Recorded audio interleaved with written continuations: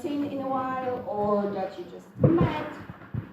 And the last thing, there next to the voting rack, there are the lists.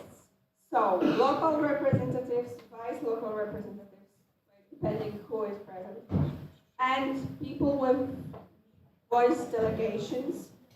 Remember to sign yourselves in. This is the attendance list. There are 6 of them, so you should have give us 6 signatures. There are 2 for every day, so 6 signatures. But don't do it now. Do it during the breaks. Also, last thing, there are small sessions today. There are 2 blocks. So you have to go. It's obligatory. The attendance to small session is mandatory. So choose one from each block. You can find them in the agenda. So we see that there are some people missing still. And the board will be checking who signed, who came, etc. So do that. If you want, then we will sign you ourselves as CT with the board. So better do it yourselves. Okay, and I think we can start. Okay. So let's start with the quorum check.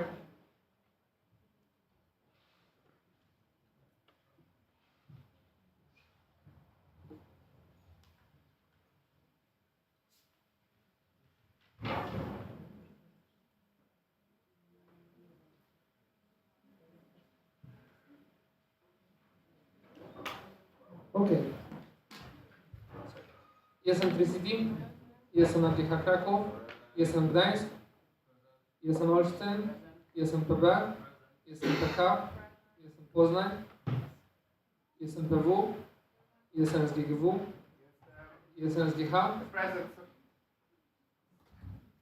jestem SWPS, jestem Szczecin, jestem Toruń, jestem UAM Poznań, jestem UE Poznań, jestem UEW Wrocław, jestem UE, jestem UE Kraków, jestem UKSW, jestem UEł, jestem UMCS, jestem już Katowice, jestem W, jestem W, jestem WB, jestem Z, jestem Wrocław Tech, jestem W, jestem I.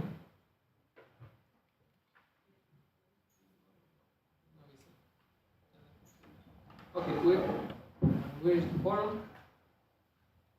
So now we move to the agenda. So are there any proposed changes? Yes, I propose the change in the agenda. Can you hear me like that over the mic? Yeah. So, if you notice in the agenda, we have 3 candidacies for the organizing committees, but sadly one National Assembly did not have any application. So we have to cancel it from the agenda and just move to the last one. And the voting, yes.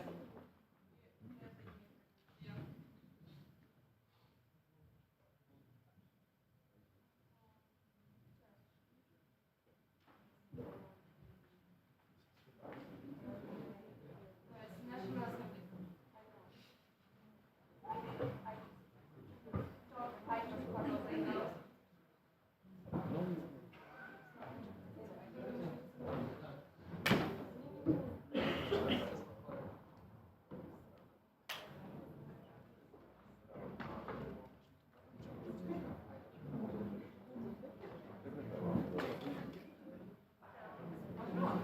Okay, so the proposed change to the agenda is removal of the presentation and the voting for 3-day National Assembly Organizing Committee.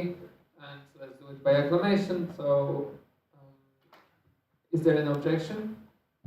Okay, no objection, then the change will be implemented. And we can move to the plenaries. So the first presentation for today will be State of Action Plan and Tasks for the Board Implementation by the board.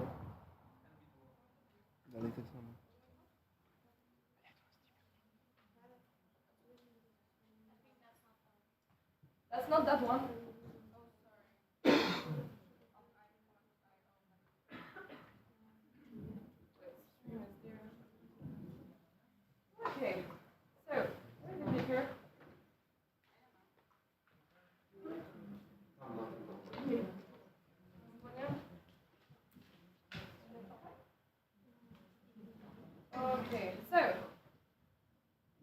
of action plan and the task for the board, implementation of 2024-2025. So, when it comes to the action plan, we divided those categories. You, of course, can see in the, they are shared, so everybody knows what are the tasks for the board as well as the action plan of the board. So, out of the promotion of academic mobility, all of the tasks, there were a number of 7, done completely is 2, ongoing is 5, there are still some promotions planned, and still the mandate is not ended, has not ended. When it comes to the advocacy, as you can see, we have 50% of done, 50% of ongoing. Business and career, there is 4 done, 6 ongoing, and 1 not started at all. When it comes to shaping of leaders, we have 3 done, 1 ongoing, 1 not started. Efficient organization is 6 done, 5 ongoing, not started. And statutory meetings is 2 done, 1 ongoing, and 1 not started. 1 not started is an upgrade if you want to know. Let's say like that. This not started tasks mostly came out because we don't have vice president as well as the project manager in the board, so we had to prioritize the tasks and we had to let go of some things that we thought were maybe a bit less important than the others. And here you can see the execution in the percentage of the final one, I mean not final one because the mandate is not end, but the final for this presentation. So as you can see, we have pretty good percentage of the done as well as ongoing, and not started is the minority of the full thing. I will just add that, I mean not a lot, but some of those tasks that are ongoing are basically continuous and they just end. It's like regular promotion of XYZ, so you know, like we just have to do it until the end of the mandate, so that's why they're ongoing as well. Exactly. And now we're going for the tasks for the board. Tasks for the board were approved last year for our mandate. And again, the categories are the same. The action plan is built basically on the task of the board. So in this one, in the promotion, we have 3 not started and 6 ongoing, we have 3 done. In advocacy and citizenship, we have 7 done, which is a very good result, and ongoing 3, 0 are not started. Business and career had the biggest amount of tasks, it was 24, while 13 tasks are done, ongoing are 6, and not started are 5, and they will probably not be started at all due to the fact that a lot of areas are actually project manager in that one. And shaping of leaders, as you can see, efficient organization as well. I will not read you all of the numbers because I think you can see it very well. We have also the graph, and as you can see, the done are exactly 50%, while ongoing are 32.35 of the tasks of the board. And sadly, the mandate is coming to the end, so if the tasks are not done till now, they will probably or actually not be done at all. And thank you so much. We're waiting for your questions.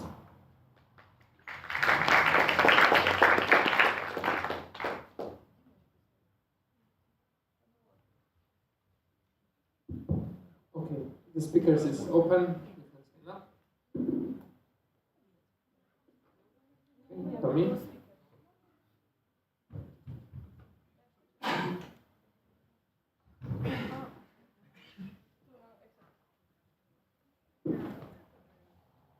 Hi, Domingo GKSLPK. So, to be honest, just a comment on my side. So, the National Assembly.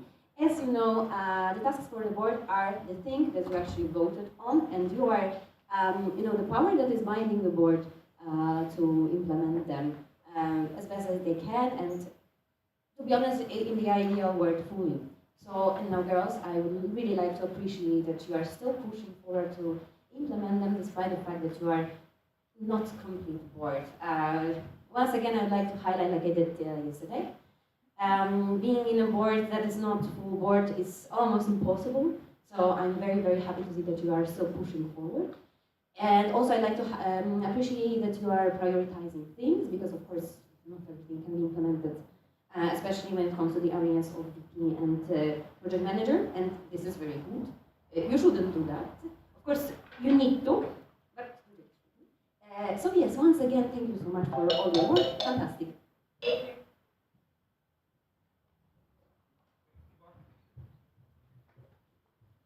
Okay, before Kuba, is anyone signing up to the speakers list? Then we would like to propose to close the speakers list. Is there an objection?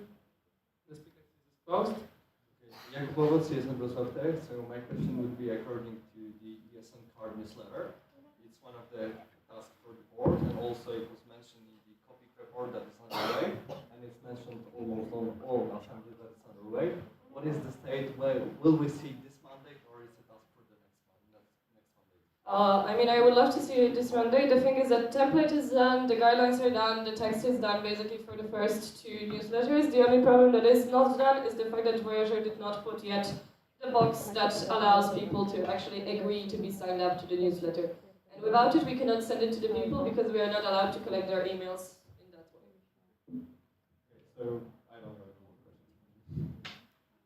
Okay, thank you. So we finished the question round and this presentation.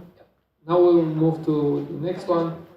So next steps in the transition of the local distribution. I have a lot of presentations. I don't know the order at this point.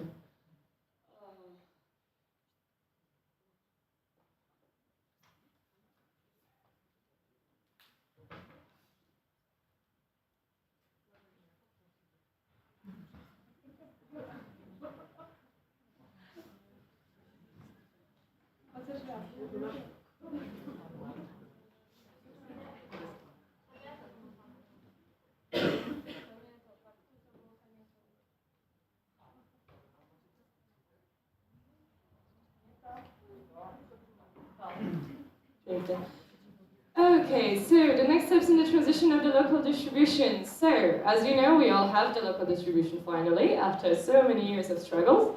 But what are actually the next steps regarding that distribution? Since I'm finishing my mandate, someone who's going to take over me, hopefully it will be Shimon, but I cannot influence your voice.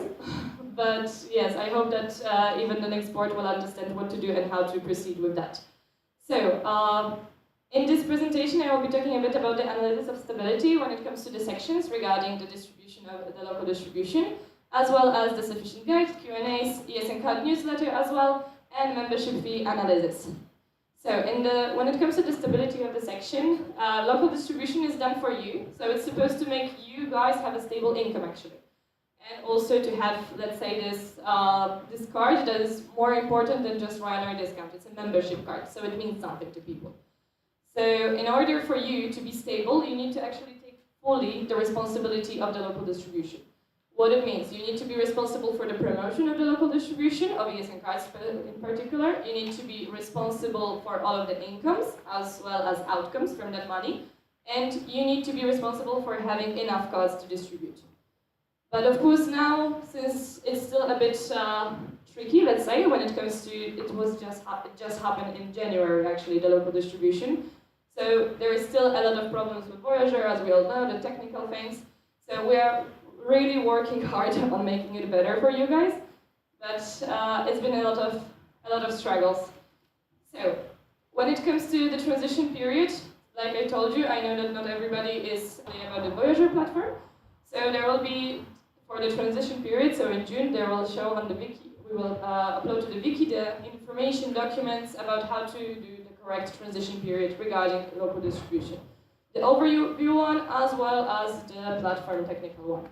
So you will have all of the information there, as well as the regulations. So the regulations of ESN card are finished. You will not be voted on them because they are not the document that will be binding. They are just some set of rules to have a common understanding what you expect from us and what we expect from you. The regulations might change, and I was planning to upload them this week, but I thought that it's maybe first I introduce them to you, and then I will upload it next week to the wiki. So they've been done by the webshop, as well as with the help of the ESN card coordinator, and I also checked them, as well as AC was asked for their input. When it comes to the guides and Q&As, they are already on wiki, but they will be reviewed and uploaded and they will be made refreshed. I forgot, sorry. The mistakes will be corrected because some of the things are not actual anymore, and as I said, the TP, let's say, season will have the specific dedicated guides for them. And there are check wiki and WhatsApp chats, because all of the information that you're asking is already there, either in the guides, in the regulations, or either in the specific overview guide, or on the WhatsApp chat. There is webshop that is there is ESN card coordinator that is there, and they both can really answer your questions. So please check it, because a lot of questions are repeating. When it comes to the ESN card newsletter, as I also answered to Kuba's question, it's fine. The template is finalized, the guidelines, they were being created, now they are finally done, as well as we are still waiting for the Voyager to upload the special checkbox. And the goal is to send it, the first one to send before the summer holidays, so before my end of the mandate. When it comes to membership fee and cards, there has to be the analysis of the correspondence between the membership fee as well as ESN card distribution. This is planned for summer holidays, so we have a bit of a bigger amount of data as well as bigger overview regarding the local distribution. The accountant was already consulted regarding the, let's say, selling of empty ESN cards. And after June, it's not possible to pay for ESN cards from your sub-account because after June, the ESN cards are coming from the order that you did from the spring order in from ESN International. So it's no longer from the national stock. And yes, ESN card equals membership. It's not the discount card. Please remember that and spell it correctly. And whose job is it? The job of, to promote is the job of the section. More promotion means more ESN cards, and you should include it in the section's promotion strategy. It's highly recommended. When it comes to the managing platform, it's still going to be done by webshop, as well as the chats are there, and all of the local board members are recommended to take place in the local distribution workshop and actually understand how to use the platform. And thank you, I'm waiting for your question.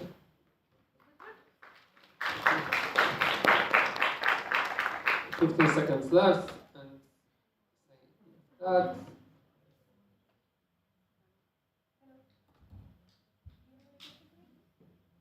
The speakers is open.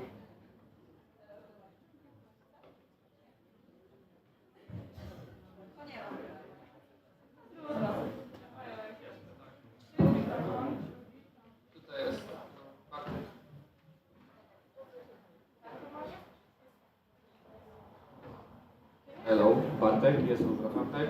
Hi. Hi. So first, again, congratulations on finishing, let's say, the nightmare of previous, I don't know, 5, 6, 7 treasurers. But you already know that. And I have a comment, one comment from ESN card team about, let's say, ESN card future. So before the question starts, why we still use Voyager and shouldn't we have something new because it looks, we all know it looks bad. I would say no, because ESN card, it was announced in last GA, ESN card will go fully digital in the upcoming few years. So in few years there will be no ESN cards, plastic ones, and the platform will be from ESN International. We already tested it, the platform. It's operational, not yet good looking, but it works. So before, we shouldn't invest, I think, in the platform when something is already being developed on the international level.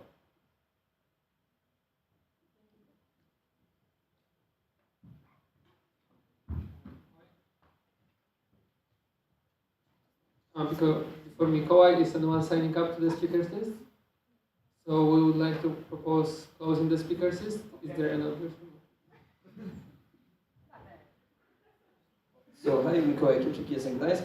I just wanted to ask why the form for reporting broken ESN cards wasn't shared in the ESN card, with the ESN card coordinators, i.e. on the WhatsApp group. In many sections, the treasurers aren't responsible for handling ESN cards, so some coordinators might have missed it. I mean, it was shared to the local treasurers and repeatedly reminded to them. So I do understand that maybe the treasurers are not the person responsible for that specific thing because they have ESN card coordinator, but the treasurer is the board position who's above. So if something, they are the ones paying for the empty cards that they have to order. So if the treasurer cannot actually tell their coordinator to fill out the form that they need to exchange the cards, I think that's a bit of a problem in the local board, not mine. Okay, thank you. Okay, Mikołaj. Okay, Mikołaj Grębowiec, ESN Wrocław. So my question was already asked on the previous ENA, so maybe you have an update for us, because still a lot of functionalities in the Voyager system are missing.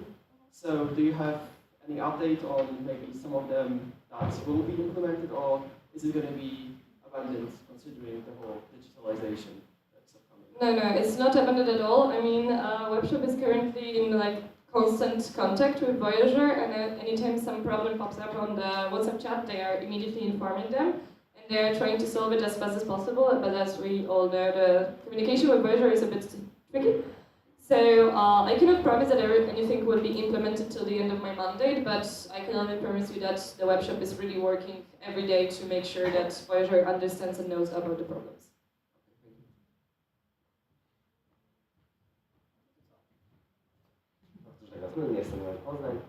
My question is the same that I've asked at previous NA regarding VC. And last time we've talked about this, and you said that there may be some changes here, there are no changes here, and why? Could you explain and tell what's the future upcoming regarding the Yes, so first of all, I think that fee should be analyzed during the summer holidays. It needs a bit more data, how the sections are working. Also because for now, the sections vary a lot. There is like a big extreme to one side and another when it comes to local distribution. So it's hard to predict the correct, let's say, points in the membership fee that like limits. We have to take actually more data under consideration, and we have to take under consideration the fact that there are usually 2 specific months in which the cards are distributed the most. So without those months, it's a bit problematic. No, Jesus, no. It's a bit problematic to count it. Yes, I was hoping to do it this NA, but sadly, I think it's better for the future treasurer to have the analysis together with me during the summer holidays. So when would you predict that the change could take place? Honestly, I would say that October would be a pretty good month to have the change. Next NA? Yes, I would think that that would be a good month because it would be after the summer holidays, which are, let's say, slower for the board, so there's more time to have the analysis done as well. And yeah, but I cannot promise you for sure that it will be the next day.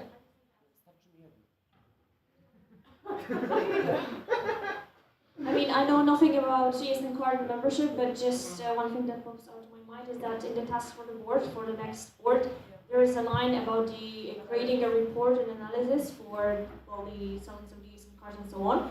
So, I mean, we'll have to see when they plan in the action plan this analysis. I mean, Maya can recommend that this can be done during the summer and then potentially voted on the NA October, but then the next board has to plan it that way. I mean, at this point, at the end of the mandate, I only can recommend. I cannot actually implement it for the next board. Okay, so before Bartek, the second question or second entry, we would like to propose to close the speakers list. Is there an objection? The speakers list is closed. So no Bartek. Yes, I will now comment. Yes. Okay, so I would like to speak in the name of my section that we would, this is being done by the new board during the summer period, and we are open to consultation as well. Yeah, I hope that on the next NA we could vote actually on that, because the fee on the members, us, is too low in my opinion. You mean the price of the ESN card for ESNS? Yes. Yeah. 15 zlotys is crazy. It's crazy. Each section has to pay to. The cost is higher than what we get from ESNers, so this is unacceptable. And yeah, I'm also ready to stop it. So we may have something done soon, hopefully in October. So the new sales in the new semester are going to be higher and adequate. Yeah, I will for sure recommend it because I really think that it can be done nicely during the summer.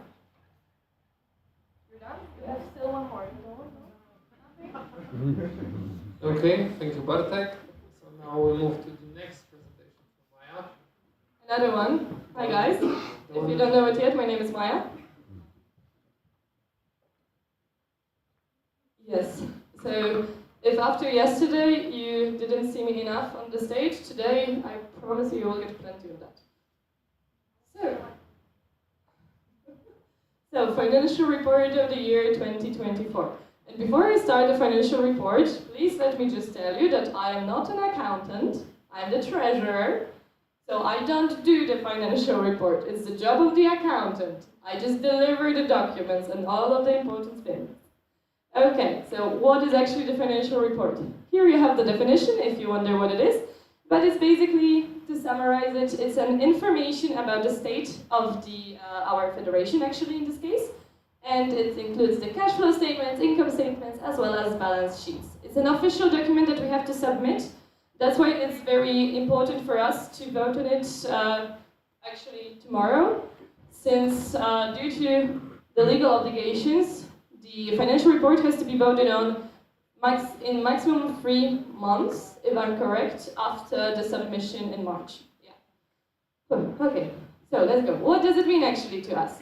So, in this financial report, there is net profit fell from that amount to the other amount, and in order to answer that question, if you already wonder why is that, it's because last year the income came from the change from the Association of ES in Poland into the Federation of ES in Poland, and there was a lot of money. So that's why the 2023 had a much bigger net profit than the 2024. When it comes to the short-term investments, we have an increase, which is very good. That means that we are doing a lot of projects, a lot of grants, a lot of different short-term things and short-term obligations. And it means good liquidity, which means that the finances are not stopping in one point, they are just actually going from project to project. When it comes for the cost of statutory activities, it increased. It increased due to the fact that when there was a change from association into the federation, the ES in Poland didn't have money to actually organize statutory meetings, so they were not happening. So now we have an increase because they are actually happening. And thank you.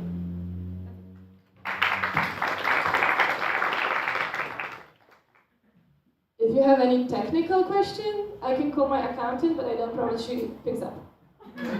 Just because this is open.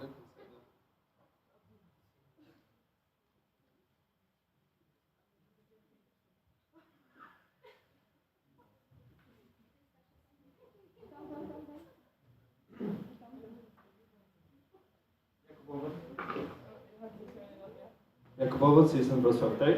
So during the last NA, there were some questions from Bartek Douglas about merge and how it gains us money.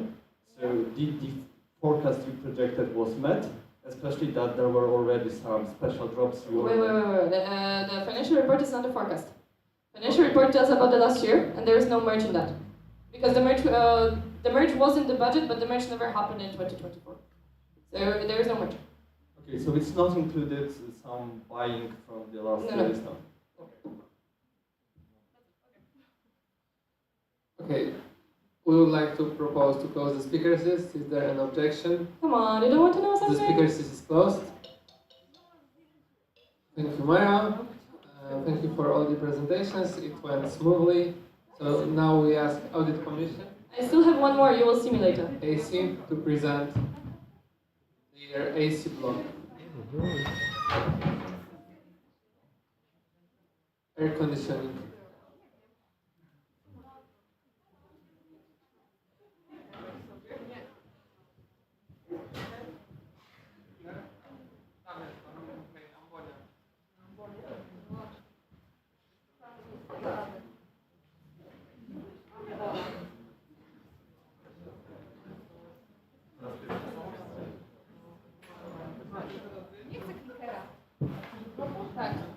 Okay, hi guys. Hello. Okay, so let's go with it. We have 3 presentations and that must go smooth, okay? So let's start with the Audit Commission individual report. So hello again, this is us. Ola Barkoczewska from ESNI and I'm Misia from ESNY in Poznań. And this is the presentation about what have we been up to during our mandate.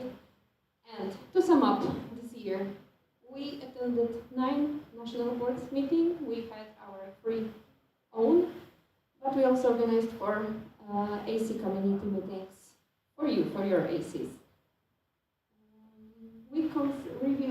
26 contracts and consulted 27 queries and many other things that we couldn't put in our magical Excel. So maybe there are a bit more, but let's say it is.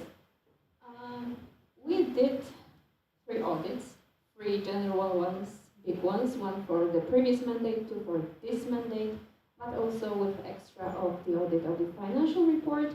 And still we have 1 audit to do, and it will start in a month, I guess. Yeah. Oh. And yeah, yesterday Maya got a question about it, but actually some things were happening in the AC community this year. And as Misha mentioned, we had 4 meetings for the AC community, so we meet every 2 months. And we always have the agenda, we always have a workshop, there is practice sharing, and yeah, a lot of space for you to discuss different topics. So if your audit commissions are still not in our WhatsApp group, then we again encourage you to participate, because the number of sections is growing, but we would be happy to see even more of you. And what we did, we are translating materials, we are sharing some archive content, but we are also creating new templates for you to be used.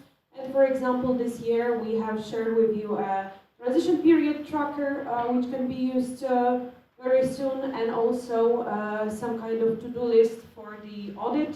So this is another template which can be helpful to the local audit commissions. And yeah, this one was done. So next stop. It's your time to put down questions regarding our individual reports, and we'll move on to the next presentation, which is report of the audit. So let's start with the second audit of the ESN Poland Federation.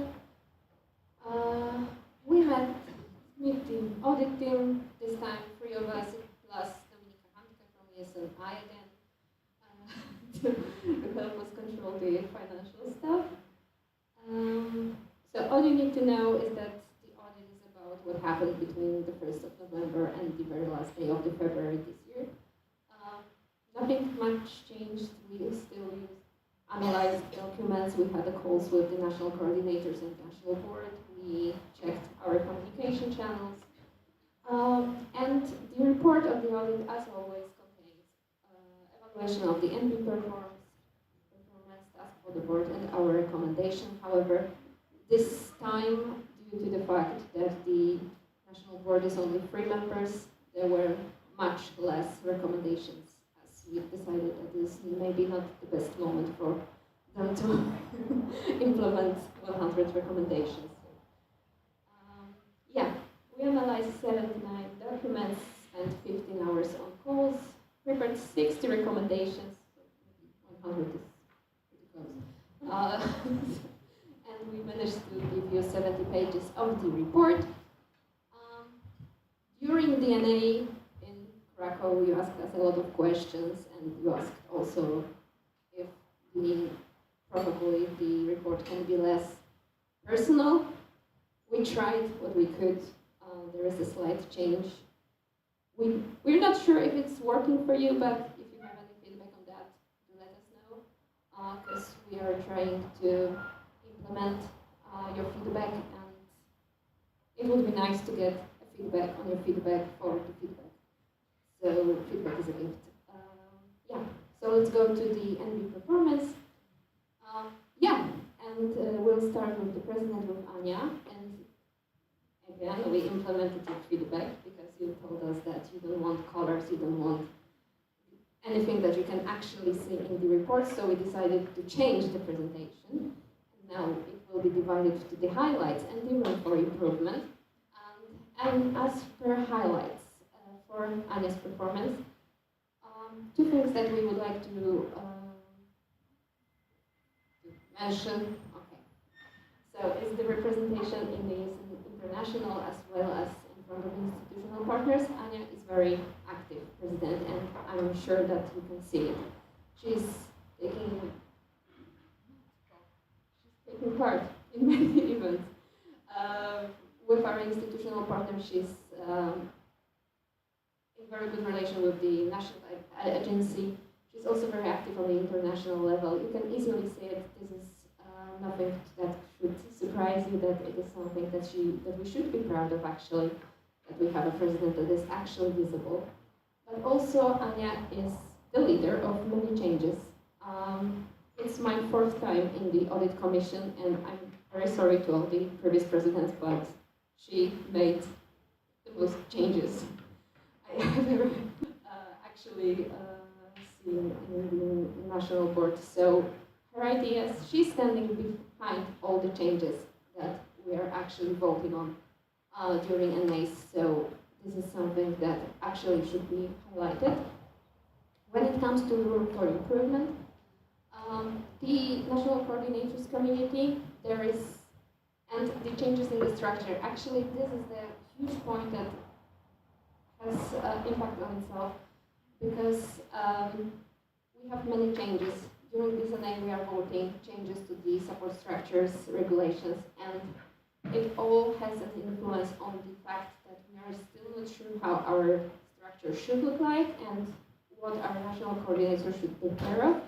This is why our recommendations to work as soon as possible on the open calls with the current national coordinators as the people who will somehow shape the next national coordinators' obligations, and this should be consulted with the newly elected national board, but also not only make changes to our structures, but also be sure to evaluate it and check if those changes are actually working for us in Poland. Yeah. Okay, and now going to Maya, our treasurer. So for the highlights, that's actually very funny because Maya, in her report, in the documents she submitted for the audit, she hasn't mentioned that she finalized the local distribution, so she's very modest. And I think we have been working on that since Misha's national board, so some time ago. So yeah, as mentioned, this is a huge achievement and we really wanted to highlight that. And of course there are many follow-ups and also our recommendations in that field. Also Maya covered it during her presentation, so this is something for you to monitor as well. But yeah, we want to highlight that this is a huge achievement. And also Maya took over most of the responsibilities that we have after the missing vice president and project manager. And yeah, of course she's doing as much as she can, but it's definitely worth mentioning that she took over a lot of additional tasks. And when it comes to room for improvement, we have invited Dominika, who is very experienced Excel expert, and she has recommended to automate and restructure current files because the current structure leads to some mistakes in calculations and we could easily avoid that. So our recommendation is to actually work on the current financial files which we are using, and Maya has mentioned that the restructuring has already begun and it will be continued, and we hope that this is something to work on also during the transition period. And another thing which we noticed and we wanted to mention is the workload of the employees. This year a change was made. We have only one administrative and financial employee, so being one person having more obligations. But actually during the audit we've noticed that this person still has quite a small workload, and from the feedback we got, this delegation of tasks could be even increased. So yeah, we recommend not to overload the board, but actually think of how and which activities we can actually delegate to the employees to make also the NB work better and easier. Okay, now regarding Shimon, I was just wondering if he's in the room or he didn't arrive yet. No, he's not here yet. Okay, so let's just listen about Shimon's work in the last months. So regarding the highlights, there is advanced level of project implementation, and I'm sure all of you could see in the last months. You will also hear about it yesterday on the presentation. So it's basically about Discover Europe, National Erasmus Games, social impact. And then also in social impact, you had other projects within social impact, which was very, very interesting. And basically Shimon was very advanced. All the coordinators, they mentioned the support that he was for them on all the phases. So we wanted to highlight it because he put a lot of heart in the project in general. And another area where he also put a lot of his engagement and effort is the P&A community. So the calls and in general keeping the community active, which I think we all think that is a bit connected to also project implementation, because without active P&A community, the projects cannot be fully implemented. So these are the two areas that Shimon took care of very well. About the room for improvement, there is a system of business partnerships. So basically, the way how we acquire new partnerships, Shimon already put also a lot of effort into that. As you could see, we got new partnerships, but we also think that it could be restructured a little bit, maybe with the effort of the employee. But basically, this is something that we recommend for the future project manager to take care of. About the FR committee, right now the main task of the FR committee are grants, and we recommend that it shouldn't be really the main responsibility. If there is such a need in taking care of grants, there is worth to think about hiring the grant employee, and it might help with that. So also this can make project manager a bit more free in this area and focus on the other areas. Okay. And of course, we recommend vote of approval for Shimon. Now regarding Asha, who's unfortunately also not here, but let's hear about the highlights of her work. So compatibility with Vim and ESM Bratins in Poland.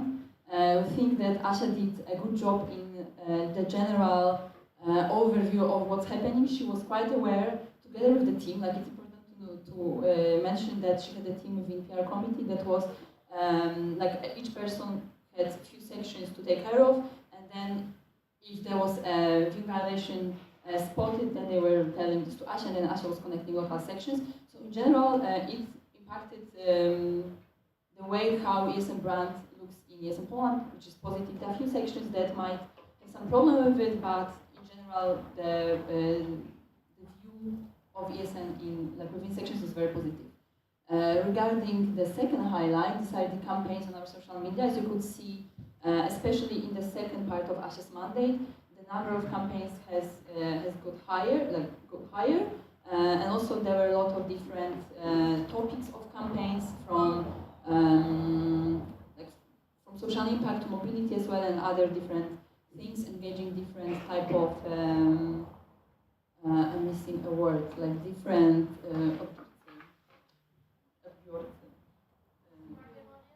different audiences. Yeah. So this is the next point. The room of improvement, brand strategy. In general, we felt like there is not much of a plan how ESN brand should look in ESN Poland. Like some usual steps were followed, but it was not very well organized. And as you can write on the presentation, Asha has already taken care of it after she read the recommendation. So we really appreciate it. She was thinking about how to reorganize the approach to the strategy of ESN brand. So this will be also covered in the next transition period with the next communication manager. And about mobility promotion, this is also something that has been already implemented, especially because of the upcoming election. But the mobility promotion is something that should be very important. The focus was not as big as it should be, but we hope it will be more mentioned in the next transition period. Okay, and now about our vice candidacy. So in the report, you will see which board member was actually responsible for each of the responsibilities. Here we decided to group it as one field because we wanted to highlight what is actually the state of vice president responsibilities. And from the highlights, it was honestly really hard for us to find things to be appreciated, because as you know, we are struggling with the vice president field for quite some time, and although our board is doing as much as they can, it's really hard to develop the field when you don't have a board member responsible for that. However, we would like to appreciate the work of the network care team, which actually, considering all the committees, is the best one, the one which is actually developing and completing the obligations that they have in the board resolutions. So, of course, in the audited period. So, yeah, we would like to appreciate that very much. And as for the room for improvement, one thing which we mentioned is our trainings, and we again appreciate the effort of Michelle, because she worked very hard for improving this field.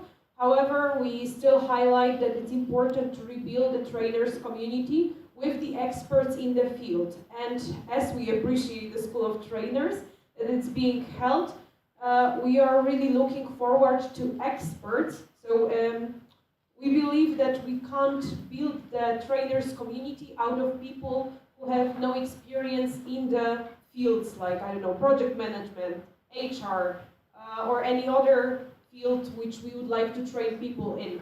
So it's not enough to have only a training experience, but also some expertise in the field. That's why we recommend that. And one of our biggest concerns when it comes to volunteers development are the communities, because yeah, they were created, but we lack the management.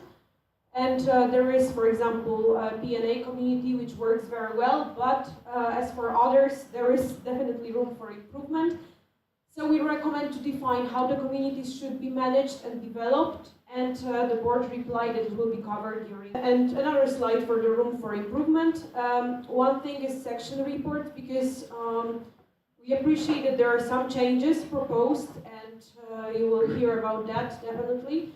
But we are still missing the usage of the data, the actual usage in national activities planning. So we believe that if we collect the data from the section, we should implement it then on the national level, some of the conclusions from the reports. And this will be covered during the transition period, and we are really looking forward to it. And as for section support, we also recommend to monitor and support sections with the smallest experience, like the sections which joined our federation yeah, already some time ago, but they have the smallest experience right now.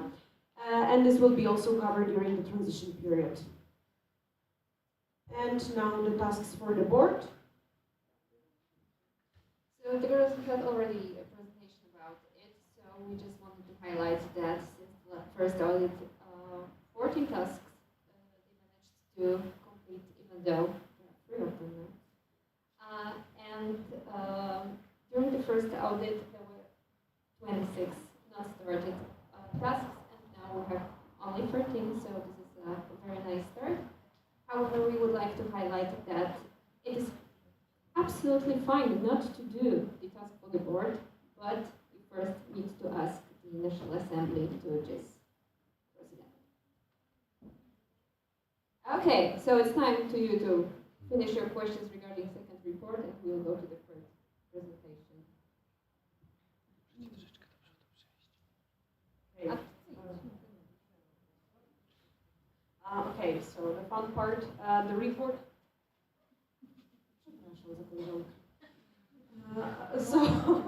Now the report of the audit of the financial report. So apart from our regular 3 huge audits, we also performed a smaller one for the financial report of the last year, and you've already seen the presentation of Maya about that.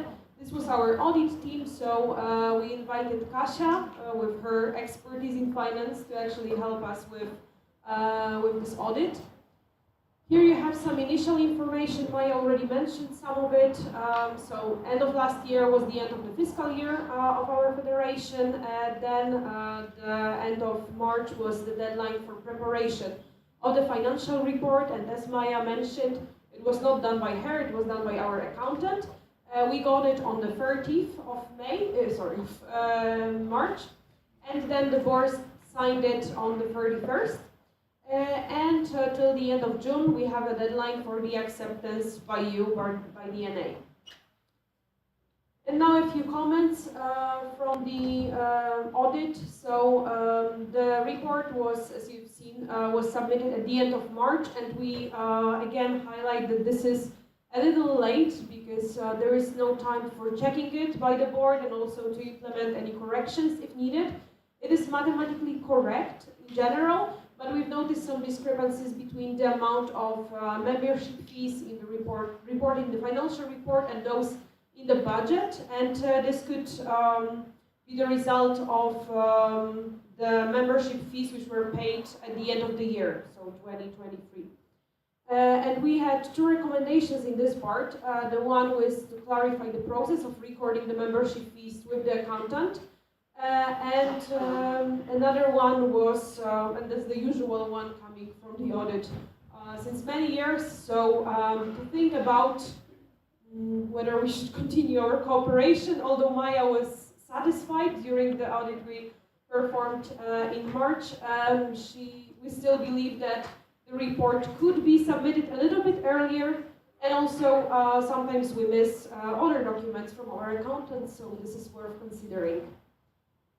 And then for unresolved costs, there were some unresolved costs both in settlements with the students and receivables and payables. And our recommendation was to write off those, and this was already done by the board.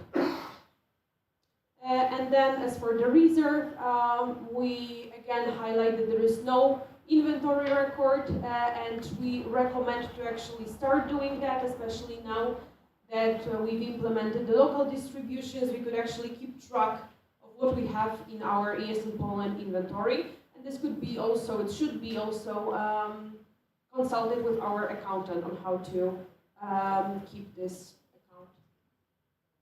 But our recommendation for your acceptance of the financial report is positive, so you will vote on that. And yeah, now it's just time to say thank you.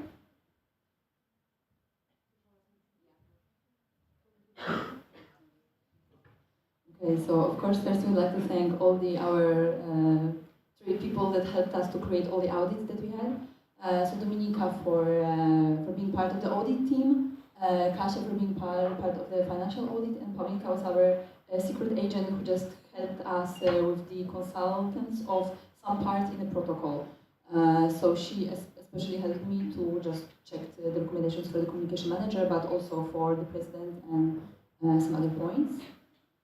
The board, I think it's the final, last time that we really say thank you for all the cooperation, especially that there were 3 of you, for all the questions, and as always, and yeah, like you're amazing, and it was very nice to cooperate with you in the last months.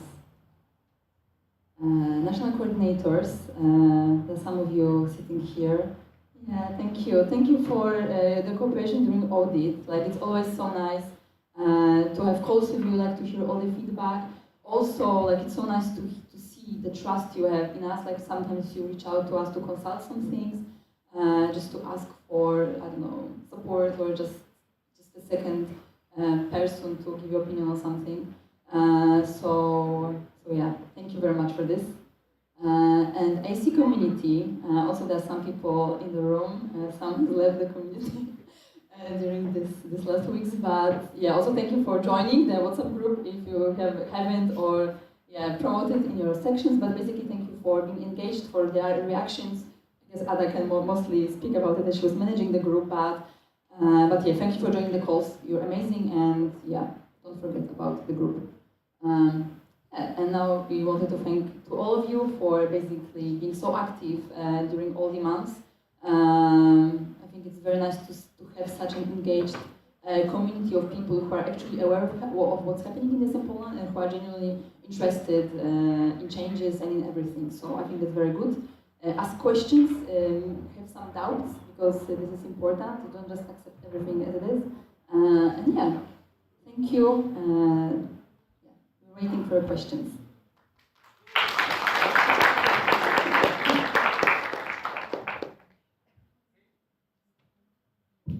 The speakers list is open. You can sign up.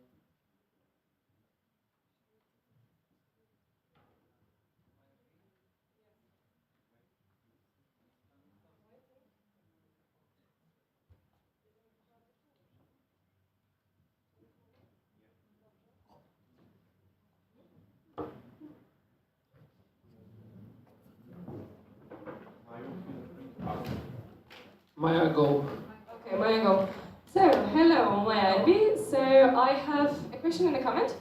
So, one question is why, let's say, because me and Asha both took over the project after it was done, but we were not, let's say, asked what is the state of the project in our opinion when it was like after the audit, of course. I know that the audit period was finished, but do you think it would be valid to have the opinion of the people who took over of the projects? What is the state instead of just the project manager opinion? Yes, definitely were, and we've actually asked for some clarifications during the calls. However, you were not assessed in any way because actually, when the meeting period, Shimon was the project manager until the end. That's why he was the one, we don't ask you about other fields usually during the calls. That's why he was the one responsible for that till the end of our audit. Perfect. So I don't have actually a comment, I have another question, but it's a question most for everybody here. Because every time in the audit you say you consult contracts and queries, and I'm not sure everybody understands what is a query. So if you could just explain it so everybody understands what happens in the board actually. Okay, so when there are many things that the board consults with us, those are like minutes from their meetings, but there are also some changes to the regulations. There are documents from the NAs. What else? Like even emails. Yeah. Even emails, yeah. Yeah, so the query is actually everything that we get on our email, and we send it saying, okay, it's done. This is a query. I hope it makes it easier for you guys to understand. Thank you. Hi, Bartek, yes, I'm Wrocław. I have a question about auditing the grants. So as we heard, we will need to return some of the money. Was it audited and was it, let's say, discovered during the audit that this can happen and because it was not in the report in a way? The invoices from the NEC couldn't be discovered during the audit because it wasn't the audit period. So what we've mentioned, and was also consulted with Adam, because I believe you're referring to his email, we mentioned the staff costs, which he also noticed, and this one was discovered. Although, yeah, so we noticed it. We didn't give a particular recommendation, but that's just another thing. But yeah, this one was discovered. The rest of the things he mentioned in his email, these were end of March, or yeah, somewhere in March, and our audited period stopped, end of February. And now just comment, thank you for creating, let's say, audit commission community. Well, it was nice to have talks with, I don't know, ESNI audit committee and a few other, but it was really nice to have, exchange some topics, although I left this community. But yes, thank you for this improvement. Okay, before Domi, we would like to propose to close the speakers list. Is there an objection? The speakers list is closed. And Domi Guzik. Domi Guzik, yes, SBK. It means we didn't have time to say hi, so hi. Hi. Yes, okay. So, first, comment on the question. So, first comment. Yes, I'm very positively surprised with the presentation. I think it's definitely way more healthier for the volunteers to see something like that. So, thank you so much for making some improvements. I'm very happy to see them. I think this is a step in the good direction. And when it comes to the question, so in the president's part of the report, there is this part about the contract with the national agency. And of course, it's not like stated 100% that yeah, we should powiedzieć it. Yes, I'm very happy to. I would really love to see your thinking process behind writing something like that. Could you elaborate? Wypowiedzieć it? Yes. Okay. Yes. So my point here is not. We know that we will have a new contract with national agency, and this should be our priority because for now we still have a contract in which we have to give them photos for calendars. We're not doing it, so we are not performing our obligations. So why should we be engaged in such contract as we are not performing our obligations. They can at any point say, hey, you're not doing that, and we were like, yeah, and that would be very sad for us.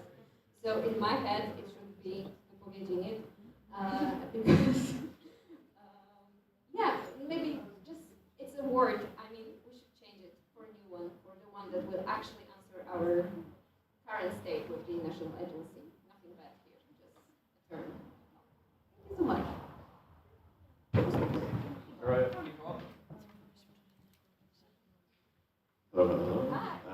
Iwo yes, at WP Poznań. You mentioned kind of a rebuilding of school of trainers, so I would just like to ask about, because you were talking about getting some experts on board, and for the future training coordinator or training team, would you recommend getting outside help of experts or people in ESN? I'm not sure if I got the question because so what we mentioned in the report was the experts, our internal experts who could actually become the trainers.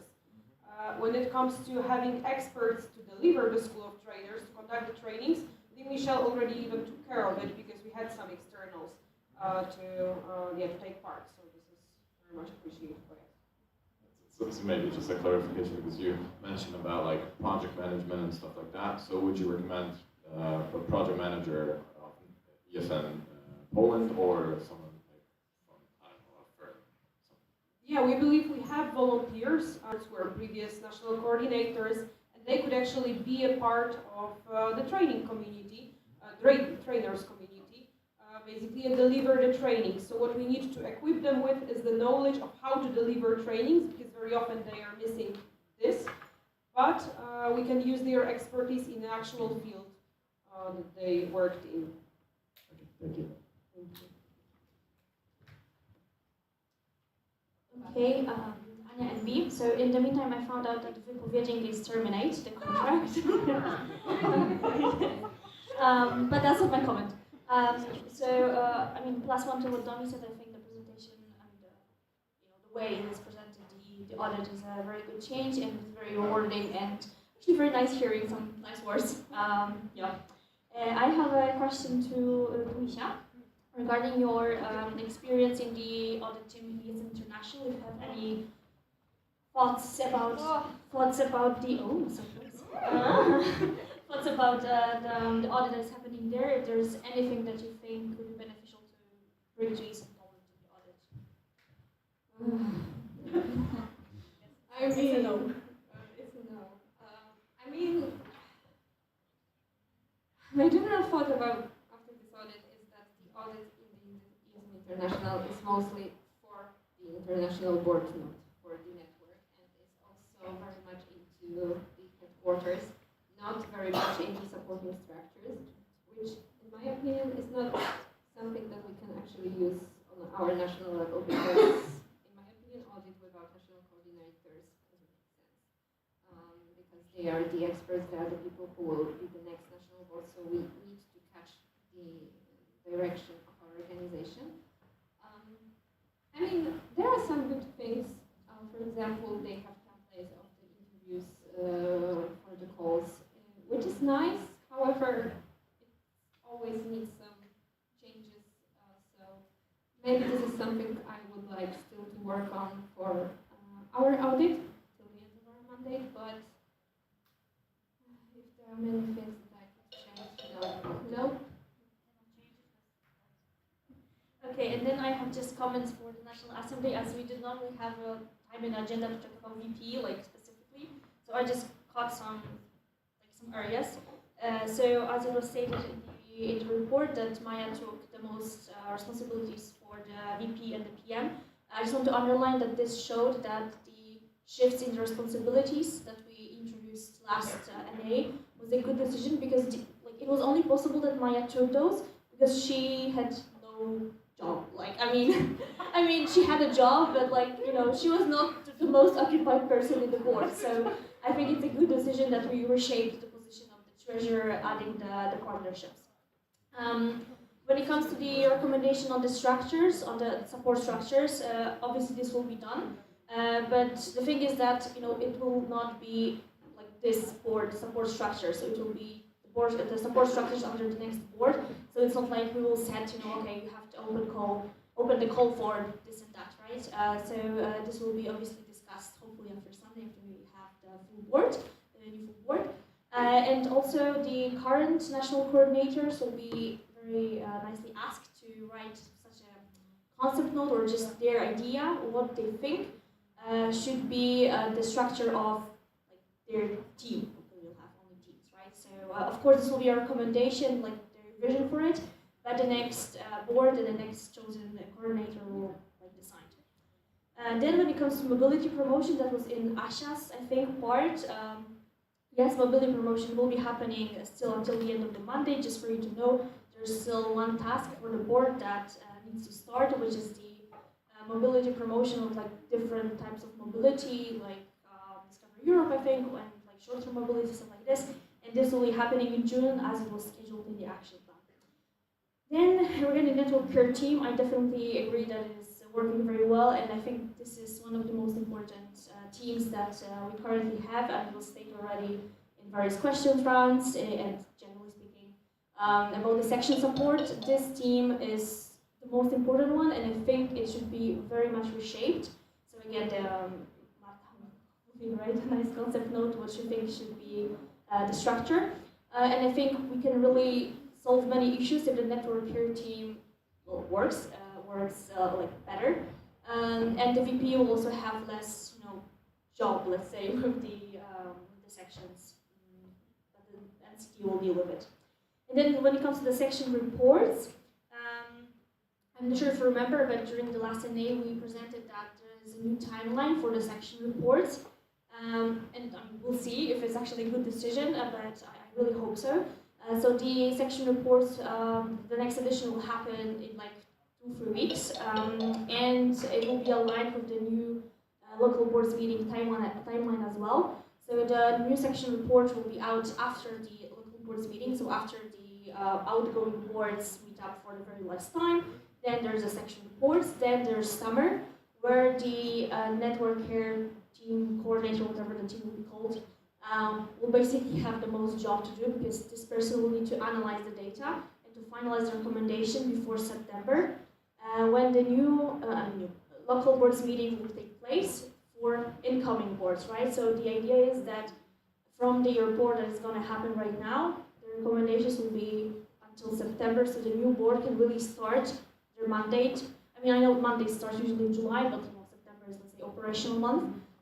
So the board will start with, great recommendations, I hope. And my last comment is a thank you comment to the AC. I mean, we'll talk more about the appreciation round, but, really appreciate your work and all the answers for the questions we asked, and also the other way around. And yeah, it was just a pleasure to have AC like this.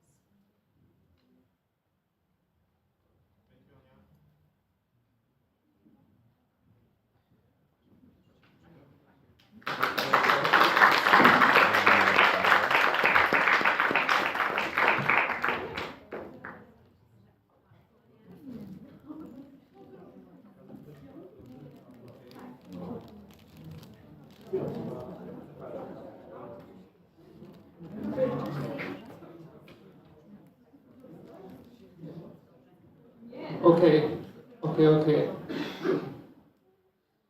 We're quite on time, even before the time. So we would like to propose some changes to the agenda. So we propose moving the OC candidacies before the coffee break. So they would be now, and then it will be coffee break. Agenda will go. So, is there an objection? Right now? Yes, now. Objection.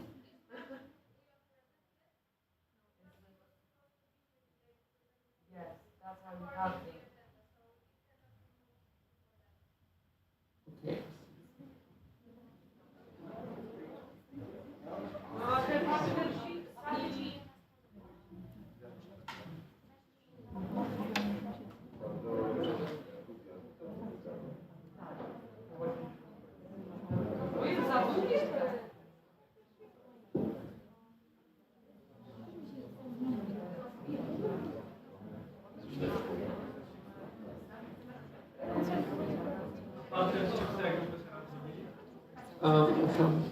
Okay, so we propose then to move the business partnerships presentation for now, and then it will be coffee break, and we'll continue with the rest.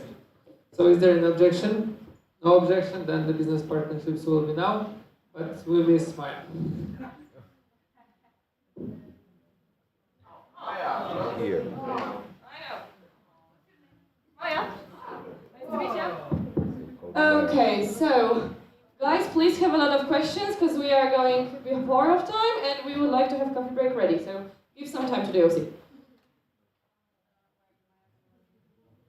We have no time. How are you guys? Amazing. What about the back rows? They are sleeping half the day. Oh, maybe Energizer. That takes time. No, I'm bad at that. Yes and dance? Oh, Radek. No, yes and dance, not yes and Joseph.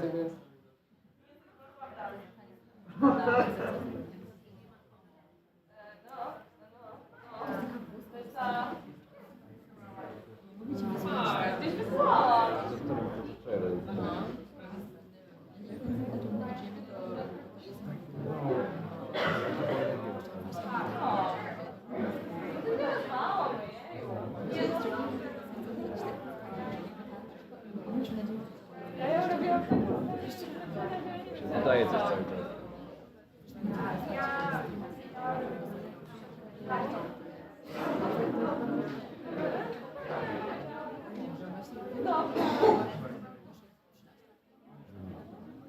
No, Maya. 5 minutes? Zioma, jesteśmy przed czasem. Because I speak fast.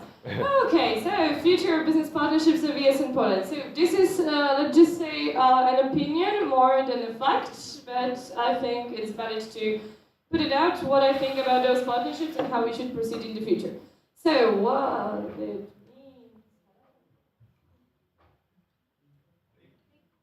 I'm trying. Okay, so I think the battery got. So, the partnerships we all love are, of course, Pepe Housing and Time Travels. We love them, we love the cooperation with them. They are very responsive, always active to take part in our initiatives. Thank you. Technology, you know. Okay, so those are the partnerships we love, but at the same time we have partnerships that are, let's say, okay. There is Orange who pops out of nowhere in the middle of a month and just tells us, oh, can we do this and that? And we're like, sure. So they are not exactly active throughout the year, they are just active when they need us, which is okay, but could be better. And the S trips, well, there wasn't a lot of job done with the S trips due to, let's say, more focusing on time travels instead of yes trips. I still think yes trips has a lot of potential that we can use. I will leave it to the next board, also because I kind of cannot meet with them due to many other things happening at the same time, NNAs and everything, so I had to postpone the meeting all the time. But yes trips in general, I think we have a lot of potential, because those €3, that was the main, let's say, answer why we should go with the time travels instead of yes trips, is actually the minimum. And that's how it stays in the contract, it's the minimum. So we can go up, and that means we have potential, and it's potential for the sections to cooperate with them on bigger trips and having section cooperation. And the partnerships we should rethink, like really rethink. So Australia study camp leaders. There is a very little percentage of students who are actually going for the exchange to America or Australia, and that's the only time we get money from them, basically. Camp leaders technically is supposed to give the money for the National Assembly in March. I still didn't see that money yet. And they're not exactly responsible. So that's it. We have to promote them. We don't have anything, and we're hoping somebody will go for the United States. Uber Eats, we have the same discount that everybody gets on the street. That's true. And we don't have anything from them. We have to promote them with Yes and Card, but we have basically nothing special. Aloha Camp is, it started good really with Aloha Camp. But now they are not exactly responsive, they are not exactly happy. They changed, like last week, a person responsible for us, and since then it was radio silent. They don't respond to any emails. So, and they are not exactly active anymore in the provisions as well as supporting any projects except for Discover Europe, in which it was what it is. Partnerships with potential. Uber Eats still has potential, that's for sure. Yes, trips, like I said, it's really potential for section cooperation. Uber Eats, we can really discuss with them more and have actually provision from every time the code is used. We also can discuss with them to have renegotiate, some kind of discount that is different than people getting on the street.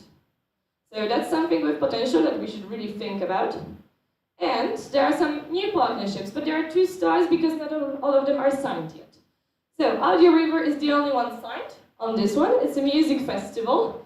The conversation with them started when we still had the copy, let's say like that, the partnership manager. So they are giving us minus 50% discount, but I also talked about it yesterday because there was a question, yes.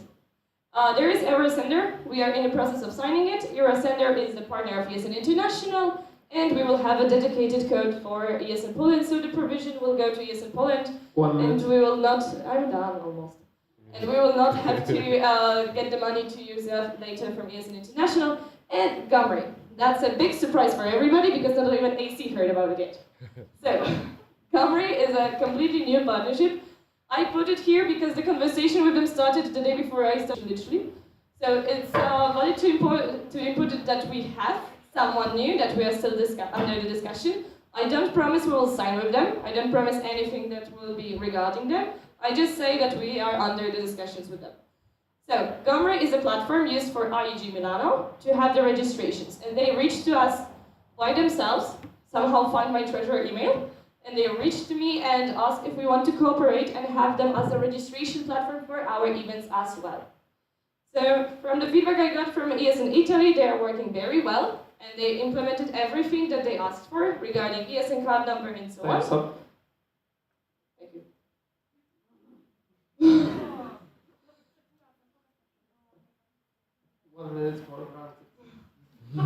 We should focus on having strategic partnership for a national event, as well as putting more efforts into the partnership with Eurofit, and analyze the current partnerships. Thank you very much. I'm waiting for your questions.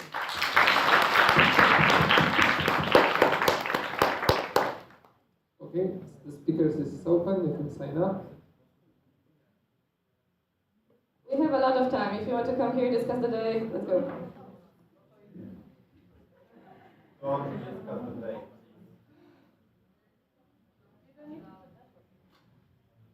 So, Jakubowicz is in Wrocław Tech. You mentioned that Uber Eats has a lot of potential, and it was signed by Szymon when he was the PM at that time.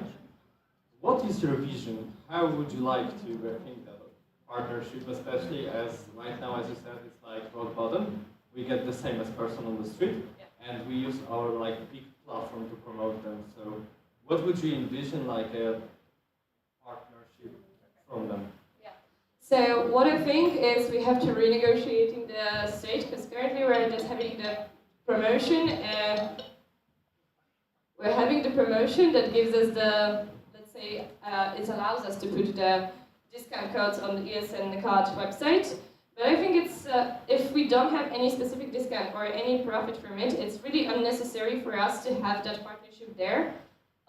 Because what I mean by everybody on the street, I mean that I was one of the people that when I was walking to my classes in university, I got a discount from Uber Eats, the card, and it was exactly the same amount that I had to put on I got from the platform, from ESN card. So, and it's always working only for the first-time users, by the way, so that's also a bit of a problem. So I think we have to renegotiate, and if they don't want to change it, I don't see why this partnership should stay on the ESNcard.org page. Thank you. And the next question would be just a comment that I appreciate your work as a treasurer, and that you bring new partnerships to our network, especially as on short notice. And that is great that we see new partners that might be coming to the network. Thank you. Okay, we would like to propose to close the speakers list.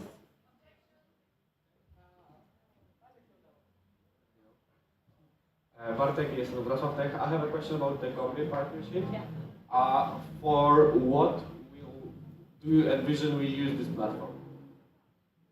First of all, since they work very well with IG, I think for National Erasmus Games future editions, it would be nice to have this platform for registration instead of Google Forms. I think it's more secured, it keeps the data, let's say, fixed there. Nobody that is not supposed to be there doesn't have access to that.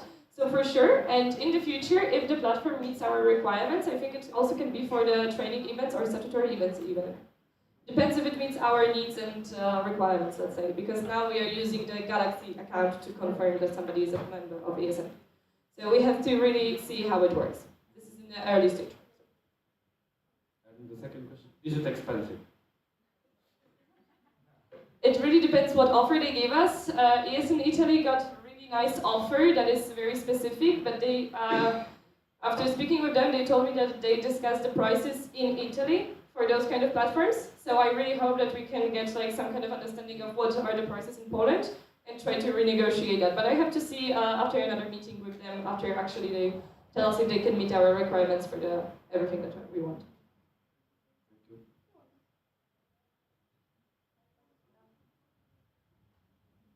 Is it on the river again? Yes, but more pleasure one than yesterday. So, Mateusz Tomala, ESN UKSW. So I have a comment regarding Audi River Festival. You answered my questions yesterday. Let's say I'm happy that you delivered this cooperation because I recommended to Audi River. And well, I'm not happy because we could achieve more. And well, the deal that we made with Audi River shows that we can work with bigger partners on better conditions, but we have to focus. And if somebody is delivering the deal and offering the help to negotiate with the partner and so on, please do it, guys. Like, if you have a possibility, just do it because it could be even better and you can get more. And this is not only for you, but for all the people. It's like, if you're bringing the deal, you can help, and board or the coordinators should look for the help. Second answer is a comment. Okay, we would like to propose to close the speakers list. Is there an objection? The speakers. Just sign out. I would like to ask about Orange, because in the presentation it was not the most important partners. We don't want them. We don't want them. We don't mind them. And we don't mind them. But they give us money. So why don't we want to explore? Or what's the objection? Because also we didn't receive the normal SIMs. We went this semester to the eSIM system, and it was a bit confusing. And I would think that Erasmus students, especially at my university, they would also like to see normal SIMs. So please explain. Yes, so the partnership with Orange is very tricky because first there was a situation, a board before Adam Pavlete was a project manager, that the project manager a bit lied about the amounts that we can provide, and then Orange didn't like us and they didn't want to speak with us for like 2 years. And then Szymon started to contact with them again, and this year, I mean this semester, let's say, when this promotion started again, we received an email that we still didn't meet the requirements that we said we will meet as a minimum. So they lowered the amount of money and they said they will not give us new SIM cards. So this is because of how the previous promotion went. Okay, and my second question is, what do you think that the current partners are valid? In that sense that we should maybe explore more partners that would help the Erasmus students incoming, or are the partners that we have actually more into the not membership card or the discount area? First of all, I think for Erasmus students, it's more for the local sections to find partners that are, let's say, more suitable in that city. We as ES in Poland, of course, we can find some national one, but it's a bit more harder to find. But at the same time, I would say that majority of our current partnerships are not valid for the amounts. I mean, they are taking the space on esncard.org and they are not giving us anything. I'm not saying that we have to terminate the contracts with all of them and just kick them out. We can renegotiate, of course, try finding some better grants and everything. So that's one thing, but at the same time, I really do believe that if we want that national event that we're speaking so much about, we really need to find some strategic partners for that specific thing. And let me just tell you that commercial partnerships are not supposed to give you the big amounts of money. It's actually institutional partners who can give you much bigger amount of money than the commercial partners.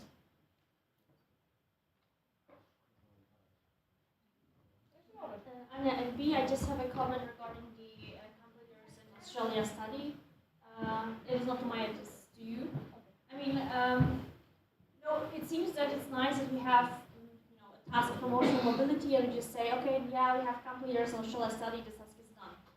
But considering that we are still reaching Erasmus students, like 80, I don't know how many percent are the Erasmus students, or Polish students that are rather going on Erasmus rather than to Australia or the US. I think as of now, it really doesn't make sense. I mean, we need to do a lot of stuff for them,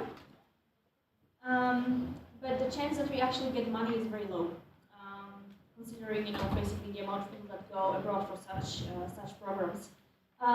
Maybe in the future, when the US in Poland is bigger, they have much bigger outreach for the local students. For the full international students, maybe we need to think about specific study cycles that usually go to the States or to Australia for specific fields. Maybe then we can have a better cooperation with them. I'm not sure if we will terminate a contract or what will be the decision. We'll have to see, but it definitely needs to be reformed. Okay. So I just want to mention that let's please remember that when it comes to partnerships, you don't want to have so many tasks for the sections. Literally each commercial partnership requires you to have a task for the section of the promotion. So if you want to have less, but get more money at the same time, we really need to rethink our partnerships. Hello again, Jakuba, what's your number? Wait, Kuba. Okay, is anyone signing up to the speakers list? Okay, then we would like to propose closing the speakers list. Is there an objection? The speakers list is closed. Now, Kuba. Okay, so it was mentioned just before about the national event and possible partnerships for that. How do you envision with that what was presented yesterday by possible candidates about national events that we don't have partnership manager right now? And how do you envision that if we don't have partnership manager again in the next mandate? How would that work with the possible national event? Do you mean about the presentation that is like a panel trip, or do you mean just the idea of national event? Just the idea about bringing possible partners. Well, I think that without partnership manager, it's really almost impossible. Because something that we noticed before and that we changed, that's why we changed also the partnership area under the treasurer, is because the project manager became a partnership manager on the national level. They took so much effort and so much time into contacting because either they had a vacancy or somebody was not working, that it was just too much for them, and it let's say, narrowed their focus. So for sure we need a project manager, partnership manager, sorry. But we also need to understand the people who want to apply for partnership manager that it really requires you to be really active. Because emails come every single day and you have to respond pretty fast, or otherwise you have situations that some partnerships don't want to work with you anymore, like it happened also. So really you have to be active, responsive, and without that I really don't see a national event happening. That's all I wanted. Also, just to add that, I hope you read the tasks for the board for the next mandate. There's exactly this point that, next board, I guess it will be the treasurer with the help of project manager. They will split the tasks. But there's exactly this point that we should search for the partnerships and for the income sources for the current and the future ES and Poland project, meaning exactly national events. So this is what Maya was talking about, that we should find a strategic partnership that will allow us to finally, build something. Not to talk about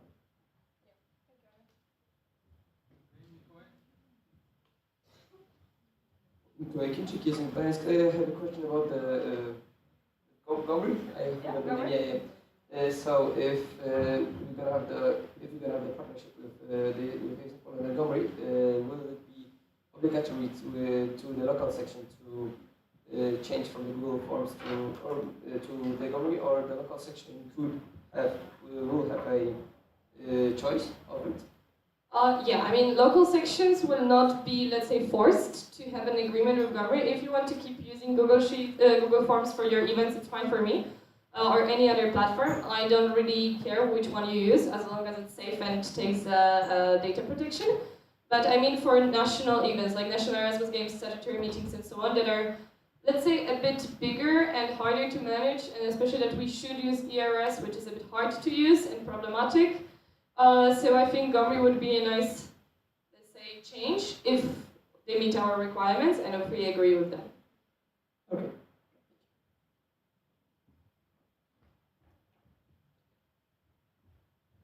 Hello, my name is Teniska, I live in Poznan.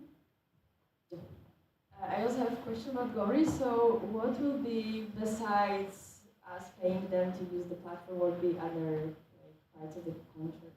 Other our duties and their offer? I mean, it's a registration platform. For ERS, you also don't promote them. So it's the same for any registration platform. If you use them, yes, you usually have to pay for the platform unless you can strike an amazing deal. But it's for our usage. It's not for us to promote them as a partner in any way. It's just for us to have a platform that is, let's say, secure and good enough for our standards, especially that ERS will be closed. And I don't think we want to continue having Google Forms as our main signing up thing for ESL Poland event. So it's not the offer that we will have some other benefit just to have a partnership to use the website. Okay, Cornelia.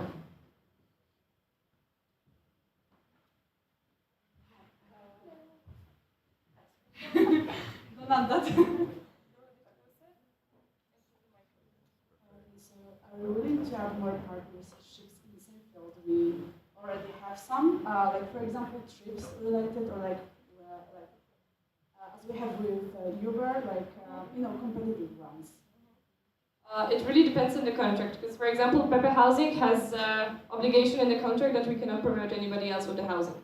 So it really depends if the contract allows it. But if the partnership is good, then I don't see a reason for us to find competitors for that. Because with trips, we don't have competitors, because Time Travels and Yes Trips are doing two separate areas of Europe, so it's perfectly fine. For Uber Eats, I mean, if we cannot renegotiate, I will just find somebody from the competitors, let's say. But I would focus more on searching the partners who can be long-term and strategic. So someone who supports the events or some kind of project initiative for the long-term one. Okay, but as we have Uber Eats, for example, would it be okay to have Bolt as a partner, free now, but just for the ride? As you know, Uber is we don't have a deal with them for just rides, just delivery. So is it for example, are we looking forward to that or not so much? Currently, we can. There is nothing against us, because like I said, the contract with Uber Eats doesn't limit us at all. So we can, there is no problem. But at the same time, if we find somebody better, I don't see a reason for us to keep Uber Eats just hanging on the website. Okay, thank you.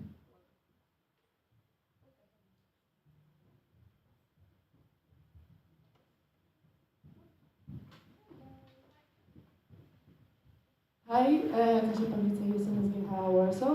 I got a somehow pretty similar question to the ones before, but I'm really interested about your opinion on the take about should we concentrate on the partnerships we already have or the ones that we are looking for right now? Because right now, most of the problems from what I've heard are that for Erasmus that are coming to Warsaw, at least to Warsaw, a lot of things are pretty expensive, and as all of us are students, we are looking for ways to make something cheaper. So is it better to, for example, get bigger discounts from the partnerships we have right now, or for example, look for new that it's good to try to push them to renegotiate, but if the partner is, let's say, comfortable with the position, and of course they will because it's in their favor, and they don't want to even give a space to renegotiate, I don't think there is a point into keeping that partnership instead of trying to find something better. But I also think that each partnership should be given equal chance to renegotiate and rethink instead of just terminating because we think it's right. So for sure, each one of them should have a time and conversation, a discussion, and a time to think and everything, so we can get something better. But regarding the discounts and everything, I really think that partnership managers should also focus on educating the network, how to actually bring partnerships to the local sections, so we can make it actually more accessible for everybody. I have one more question. Do you see right now any institutions that we should contact, not only as an ESN Polska, but Poland, but also as local sections? As local sections, I would highly recommend to go to the ministries and all of the institutions like voivodeship, ministries, marshals, and so on, because those are the closest one, as well as universities, even the ones that we don't have ESN at, because those are the closest, let's say, institutions to you. When it comes to something higher, ministries are always there, as well as national agency. I mean, FRSC is not the only, let's say, institution that takes care of different types of mobility in Poland and outside. So there is no harm in reaching. There is nobody will get, I don't know, burned if they write one email. So it's always good to write more emails than less and try to reach as many people as possible. And who knows, maybe you will get invited for some meeting in the marshal's office and you can talk with them. Thank you so much. Okay, thank you for all the questions. Thank you for the presentation.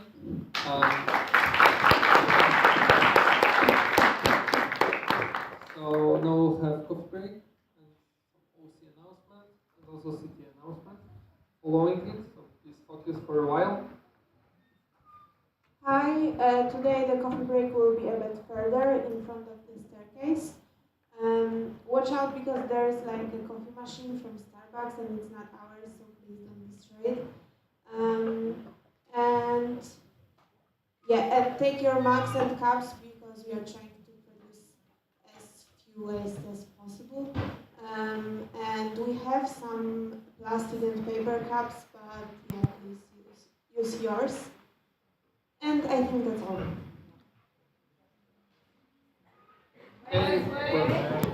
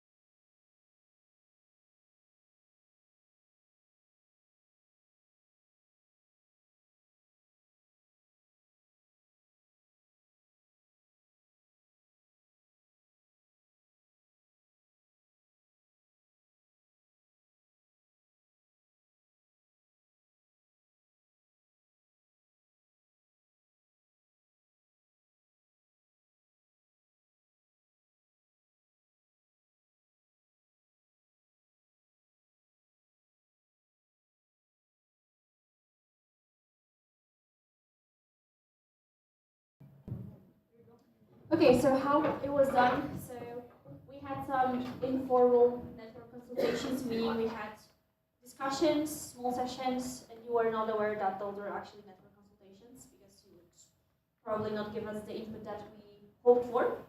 Then the working group was created in autumn, and the very first draft was shared before the last NA.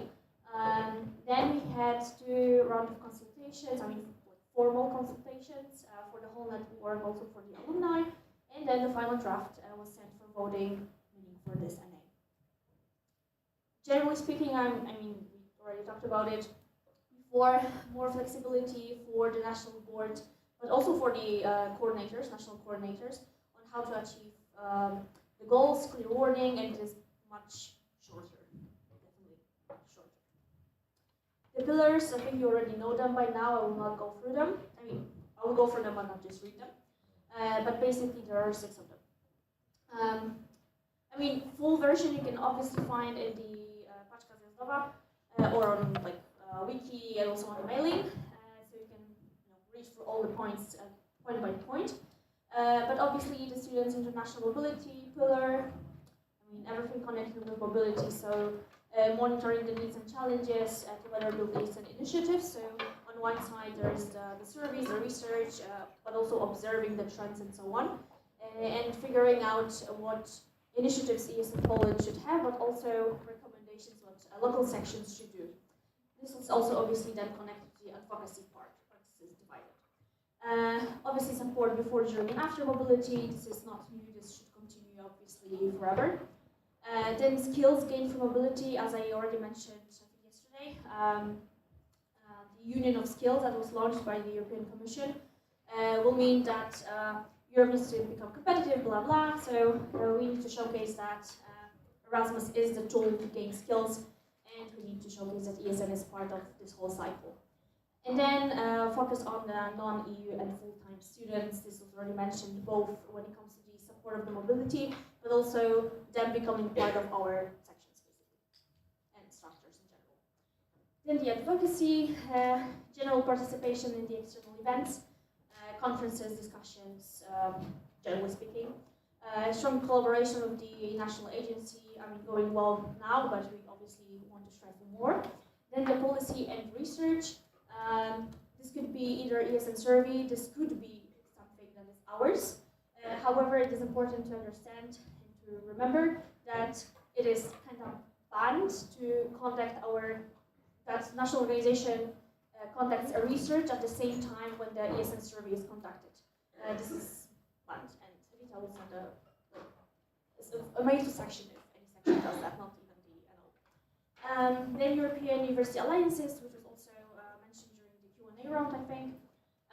Another big thing that is happening in Europe right now, to monitor closely what is happening with those and to better understand how they work, because to be honest with you, I don't fully understand how they work. So we need to see what is the scope of potential collaboration with ESN Poland, but also local sections. And then, generally speaking, increasing visibility and seeking European funded projects for advocacy, but also for projects, events, initiatives, as they're usually connected. Yeah. So when it comes to activities and services, of course, all of those ones listed here were included. There were a lot of consultations, since activities and services are usually the biggest part of the strategy, as well as action plan and task for the board. So we really tried to take as many inputs as we could and implement them as well as we could. But at the same time, we would like to highlight that the strategy has to give some kind of direction and not be like a direct step what to do, not action plan. So that's something that we were trying to implement, especially putting in the ESN card development, since we already have the local distribution, as well as trying to implement the national event and integration with the local community through activities and services. And then we had connecting levels. Connecting levels is mostly focused on section support, knowledge transfer, and decision making. We took focus on the way that the knowledge transfer is working right now and what could be done with it, and as well as the promotion of international and national projects on the local level. And then we have governance. Well, hopefully establishing HQ would be ideal. It is also stated in the strategy that we are striving for it. We are not saying that let's do it, and no one does it actually because reasons. And then adapting the support structures to current needs. I mean, this is already step one. Is hopefully done tomorrow after voting. But basically, again, monitoring how this change impacts the network, if it was a good decision or not. Does it need to be changed? Is it actually good? We'll see. I mean, the next boards will actually see. And then potentially hosting interns, especially Erasmus interns. I think this is maybe also one addition to comment from yesterday when it comes to the budget. Erasmus interns, if they come, they get money from their sending university. So they would get financial resources from the university. However, I think there's also a more question for ESN. Okay, if we want to host interns and we as ESN in general do campaigns, I mean, especially on the international level, about banning unpaid internships, does it make sense that we host unpaid interns, right? Meaning that we will not pay them, right? Only they will get a grant that obviously is not sufficient enough. So if like exploring this topic would be nice. And then IT system focused on members/users. This is also connected to the changes that ESN International is implementing. And knowledge and people management. Again, cross-sectional support, material updates that were also mentioned during this day as well. Trainings adapted to both individuals' needs, but also the organization's needs, right? So I feel like sometimes when we have the assessment needs, right, before the events, trainings, people put very different things. Sometimes you don't really know what you need, but the support structures and the board need to observe what is happening in the organization and what areas need to be focused on the trainings as well. And then also focus on the non-formal education. So again trainings, but focus on the trainers as well.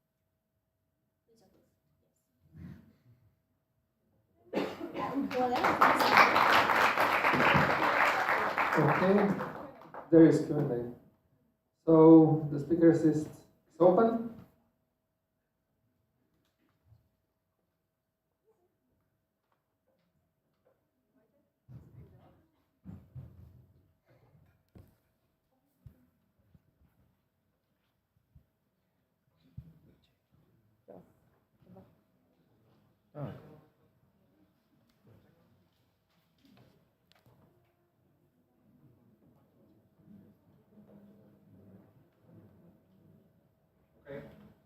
Okay. Hi, Dominique okay? So, two comments on my side. So, first comment about the strategy. I love it. It's very good. Dear National Assembly, for the past 2 years, I was responsible for working with the strategy, making sure that it's correctly implemented, that the board is, working on it. And I can tell you that this document presented by the board is fantastic. It's really, really good. It's enough flexible for us to be actually able to push forward as the organization, at the same time leaving space for additional initiatives, ad hoc things that obviously happen. So yes, in general, fantastic work. I am very happy to see so many points that were somewhere in my mind. I'm very happy that you put them on the paper. So thank you so much for this. I think it's brilliant, really. I love it. Okay, and then my second comment. Okay. Yes, my second comment. So, first of all, again, appreciation. Creating a strategy during the not full board, again, quite an impossible task in my opinion. So I am honestly stunned that you delivered this, and again, in such a high quality. So amazing work, girls. Thank you so much. I really like how the way you approach this thing, with the consultations. The working group, I, for example, enjoyed being in the working group as well. The consultations, also as the alumni, I consulted the strategy and gave my okay to that. So yes, thank you so much. It was amazing work. I'm very, very happy.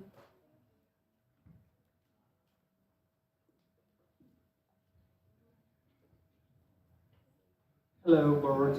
Jakub Owoc, Citizen Wrocław Tech. I have a few questions for you. So, what tangible outcomes are expected from the emphasis on non-mobile opportunities, such as language courses and internships? How will these outcomes be measured over 3 years? As with every promotion, we can talk about like the audience reach and so on. We are not able to track whether person that I don't know liked, followed, or whatever actually went to mobility. So if you're asking me if there's any actual impact on a person's life, I would say it's not possible to check. But I mean, it's a question that should we promote mobility at all as ESN, right? Also the local sections, also ESN International. So yeah, I mean, promotion of mobility, I mean, that way we could maybe cross it out from the strategy and just do it additionally, but I don't think that makes sense as it's our major scope of work. Thank you. And the next question would be, the strategy aims to position ESN Poland as a leading student-led organization in our country. What steps are envisioned to strengthen the organization's public presence nationally and internationally? Okay. I mean, this is something that is for sure going to be hard. However, I think, so two sides. When it comes to institutions, maybe, I am very not satisfied that other organizations, such as Students' Union or others, I will not name them, are getting much more support from the institutions, even if they don't deserve that, actually. I hope that it will go in this direction, that we'll also receive some funding mostly, but also general visibility from the institutions. And when it comes to, generally speaking, students and so on, I think this is connected to our expansion, right? So like both internal but also external, meaning opening new sections. So it will depend on like what is the possible option for the next 3 years. And internationally, it is promotion of Poland as a destination for Erasmus, basically for mobility in general. Thank you. And I'm also next. So okay. Before Kuba's second entry, we would like to propose to close the speakers list. Is there an objection? The speakers list is closed. And so Jakubowiec, ESN Wrocław Tech. So my next question would be, what are the key strategic implementations for the organization we are to achieve with this strategy? So what are the key strategic implementations for the organization as a whole in this strategy?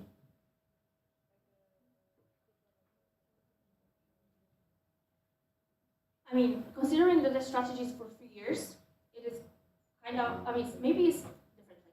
Some of those points in the strategy can be achieved sooner, other maybe later. Maybe the point about the Erasmus interns would be solved basically, I don't know, in the next 4 months after we apply for like the accreditation to be able to host the Erasmus students, for example, Erasmus interns. I mean, I would say all of them are important. I just think, okay. Yeah, so I want to say that it's really hard to choose just a few key things because the whole strategy is a key document that is supposed to give the organization the way to push forward into making, let's say, ESN Poland the greatest as we would love it for it to be. So, like Anya said, it's really hard to choose if something can be done sooner or later because this will already not be implemented by us. So we cannot tell the board, oh, this point is the most important, you have to start with that. It's up to them how they will deliver the strategy. So something else that a lot of those things are connected. I mean, especially the advocacy and the mobility part is related to Erasmus. And as I said, the Erasmus program will be changed in 2028, from 2028. So maybe we will have to change by then the strategy because all of the, I mean, not all of them, but some part of those things will not be applicable anymore or will just not make sense. I mean, it doesn't make sense just to do things, right? They have to be connected with other things. So we will see. It also goes with the changes that the network does when it comes to the internal growth and stuff like that. So I'm not sure if we can answer your question properly right now. And the last question would be, during the consultation rounds, especially the second round, gained a lot of traction. We got like 50 comments to the strategy, and after that, the final state was published for the voting for tomorrow, and not that much of the comments were integrated into the strategy. Why was that? Because like out of 50 comments, there was only like maybe 10 implemented. I don't really agree, because I think we added much more things compared to the first round, and we also merged a lot of things. So there was a lot of comments. I mean, yes, there were a lot of comments.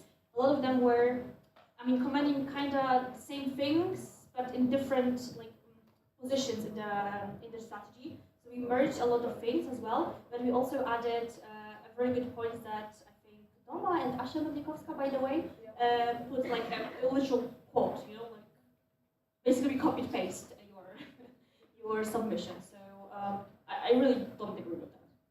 Yeah, just to add a lot of comments when they were, let's say, very expressive and there was a lot of information. We tried to rephrase the part of the strategy in order to implement that as much as we could and as much as we saw it fit.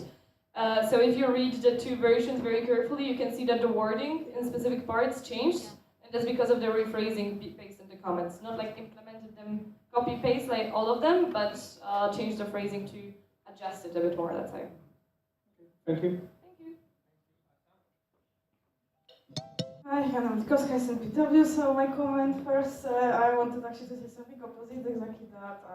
I'm really thankful that you really implemented a lot of comments, and big shout out to people who actually commented and engaged in both consultations. And it's just great, you know, that you took it under consideration. And second is a question about HQ. Have you thought, I know it's for the future, but having this idea in your mind, have you thought where that would be? Where? Physically. Okay, listen, sorry, I need to tell that to everyone. So you know the National Youth Council, right? So on our NA in Wrocław? No, in Kraków. In Kraków, never mind, on some of the NA this year, there were the two representatives from PROM, which is the National Youth Council. And guess what? They got a free office in FRSM, in the national agency, which I think is outrageous. So, I mean, ideally, would be there. I really hope that it will be there. Warsaw, yeah. I mean, it's really hard for us to choose a different city than Warsaw, that we already have our office there and everything. Let's say we are legally registered there as well. We submit all of the documents there. I don't think we want to transfer the office especially outside, but also the HQ is really, like Anya said, important to have it close to either national agency, some big institutional partner, so we can cooperate, because we don't see it in the, let's say, first year at least, the HQ, so it's really good to establish some kind of understanding with the national agency about it. I will just add that, you know, it's not like we'll open an HQ with 20 people at once, right? So if we just first have one employee, maybe we'll consider having the awful office we have right now, with just until the time, for example, we get another grant, so we can actually maybe rent something out in case FRSA is hesitant with giving us some space.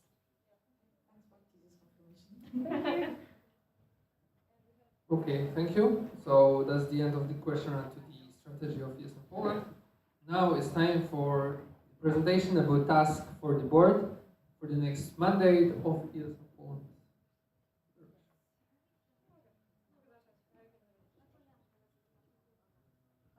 10 minutes. Okay, obviously those are connected to the strategy, and then based on those, but also the strategy, obviously the action plan will be created by the next board. Again, how was it done?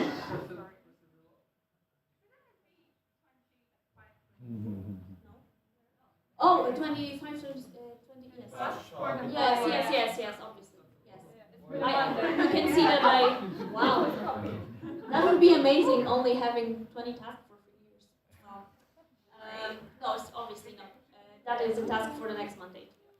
I obviously copy-pasted the presentation. Yeah, spoiler alert. Okay, again, how was it done? We had a working group, a lot of people joined. Thank you very much for joining, everyone that participated, but also then later commented in the round of formal consultation. So it was network, like you basically, and then the NB alumni. Some of them were active, some of them were not. It's fine. And then the draft sent for voting. Again, what I said, is somebody dying? Our major dying. Okay, the position is going vacant soon. Please apply. No. Are you fine? Yes. Okay. So obviously the tasks I said already, they are based on the new strategy. And in theory, they should be based on also the current strategy, as it is valid until 2025, like the end of the year, this calendar year.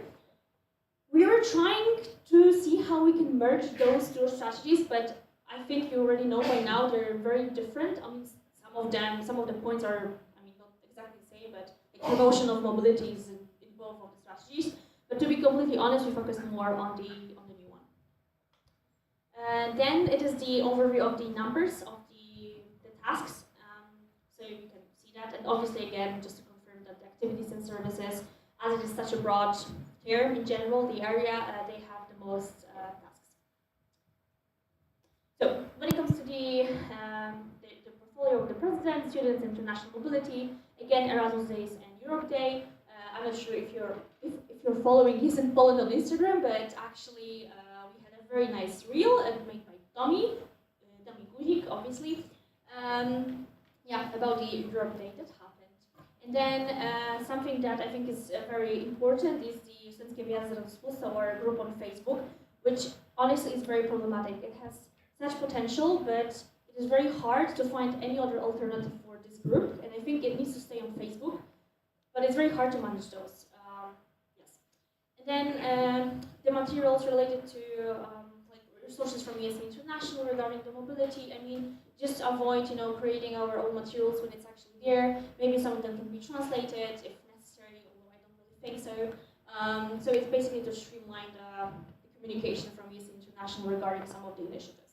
And then what was already said actually about the strategy, so promoting Poland as a mobility destination. But in general, yes, I'm very happy to see the direction that you chose, both of you as people facilitating the work of the working group, as well as people who put together the proposal, which is, I was putting those proposals for 2 years, and I know exactly what it's like, and yes, I generally really enjoy the final output, of course, from the post, but I don't think they're the university still, basically. So, of course, we can see what was the issue with the sections that we closed, and I think based on that we can see what could be the requirements.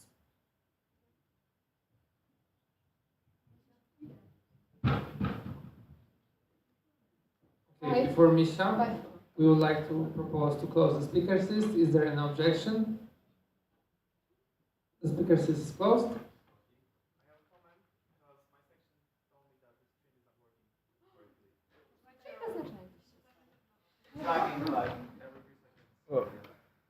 Well, we'll work on it.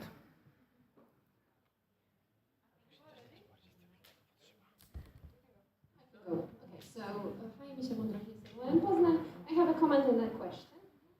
My comment is, it is such a relief to see the task for the board not made for this previous strategy, because finally we have task for the board. I'm not sure if you know how currently we need to comment. The strategy is basically an Excel with 3 rows, and then like multiple columns. Sorry, and basically each board and each year comments how the thing was implemented, and it is not, or it wasn't. I mean, we are not doing a lot of things that is in the document, and it's fine, by the way. So I'm not sure, but some sort of a tracking would be great. Some forms in Excel. I don't know anything about it, but I'm sure it's possible to do something. Maybe if we would have, we have an employee, but maybe with such things as campaigns that we are running on social media, if they could tick basically that something was done, and we don't have to write it every time. I'm not sure, but if you also have any, and if anyone has any idea how to make our life easier, let us know. Yeah, also, sorry, I just want to add on that also some kind of data analysis based on the previous ones would be nice to have it done, so we can actually summarize a bit what was done before and just continue from that, because adding another rows is impossible at this point. I mean, it doesn't make any sense.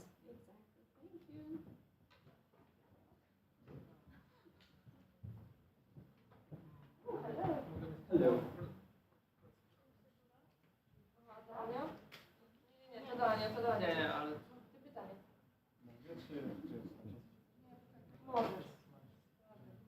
Okay, so Jakub Wódź and Wrocław Tech. The question is, why there is no task related to the national event? Like I said during the presentation, we didn't want to put the name specific national event, we put national project instead of that, because we don't want to force the board to finish it, establish it, and make sure that it's working in 1 year. In one mandate, it's basically impossible to have something like this done, so it can be called a national event. For now, we have some, let's say, fundamentals, basics, and then we have to build from that. And we don't want to limit the board telling them, oh, you have to finish it in 1 year. Because it's basically an impossible task to do that at next year they will tell us that this is national event and for sure that's done. So, like I said during the presentation, we just didn't call it national event, we called it national project. I didn't hear the question, but I guess it's about the national event, right? I also would like to mention something that Agata actually mentioned her like candidacy. I don't see her. Wait, there. Okay. One of her ideas was to see, as Coimbra did, right, that something started with a small project that then evaluated to the national event. So maybe if we start with something smaller and we don't call it a national event right at the beginning, it doesn't mean it doesn't have element of, well, national event in the end. So it's not like we're abandoning the thing, and also that is put in the task for the board as what I mentioned already, as finding the funding, like the sponsorship, the partnerships, basically the grant that would help us to really kickstart it. So we also approach it from that side, like monetary. Thank you, that's all. Can I have a comment? CT? Okay. Yes, I would like to just mention on behalf of the board that we absolutely didn't know what we are doing, right? It was the very first time that we were creating such a big document in our lives. And you can believe me, it is such a big pressure to deliver a document that will satisfy everyone, which again, you can say it's not possible. And obviously it did not satisfy everyone, also based on the comments. And we just did our best, and we really hope that you know that all we delivered in paper is actually the things that we really hope that the next boards can achieve, even when we are not there. I mean, we really did take care of every single comment. We read it multiple times.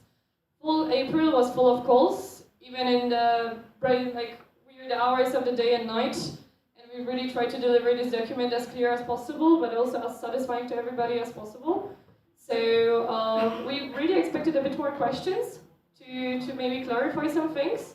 So I hope that means that everybody understands what's there and doesn't have any big objections or something raised. Also, from a general perspective, that all of the things that we are writing are kind of subjective.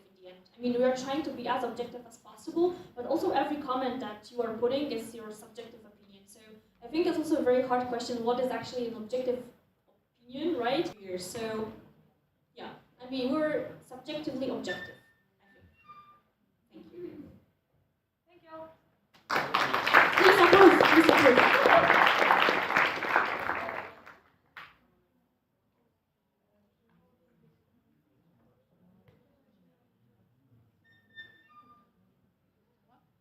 No tak. Zmieniłem coś i coś zadziałało.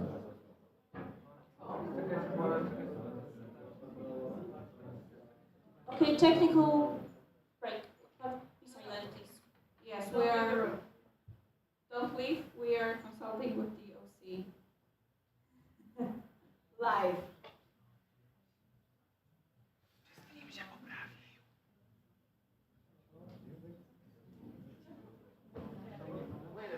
Okay.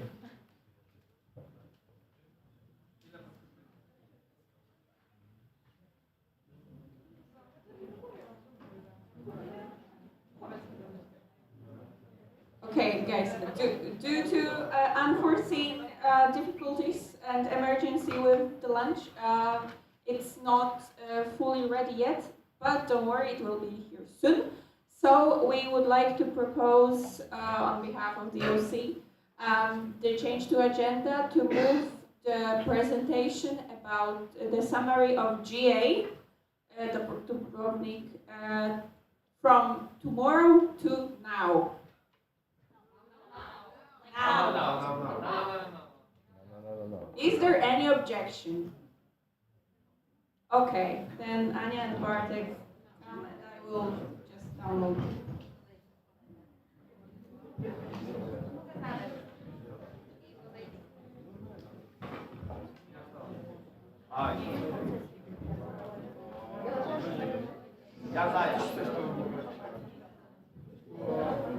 Dobrze?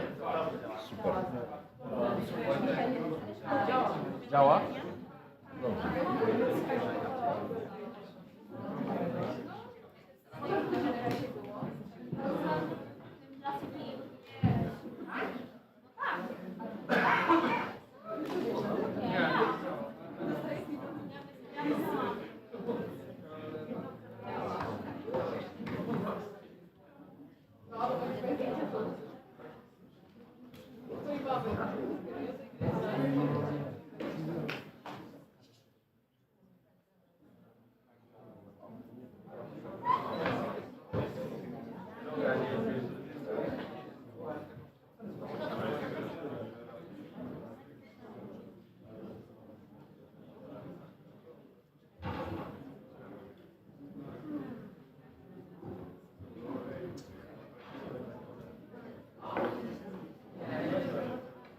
Okay, we're back. We're live.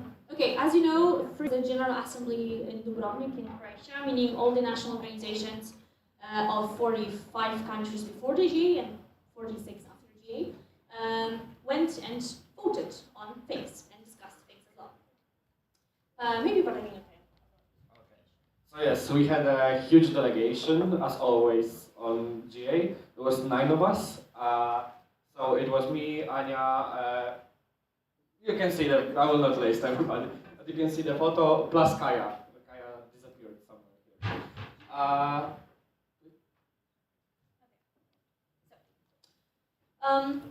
As we right now we're discussing the strategy, ESA International also has strategy. They have the vision and the strategic priorities for 6 years. Then they have the 3-year strategy, and then they have the action plan.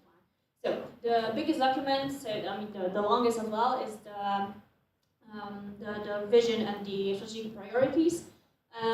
It can be found on Wiki of ESA International, but I think what is most important to you is that the vision changes, obviously. So by now, I hope you know this sentence already. It was by 2025, ESN will be a global network of the Erasmus generation, committed to improving international education and providing self-development opportunities to 2 billion young people, fostering intercultural understanding and creating positive change in the society. This was created in 2019, right? For 6 years. So now we have new vision. Obviously, this will be valid from 2026, from like January 1st. So by 2031, like we'll be in the ESN in 2031, I know, like all of us. Misha in Audit Commission, yes, please vote.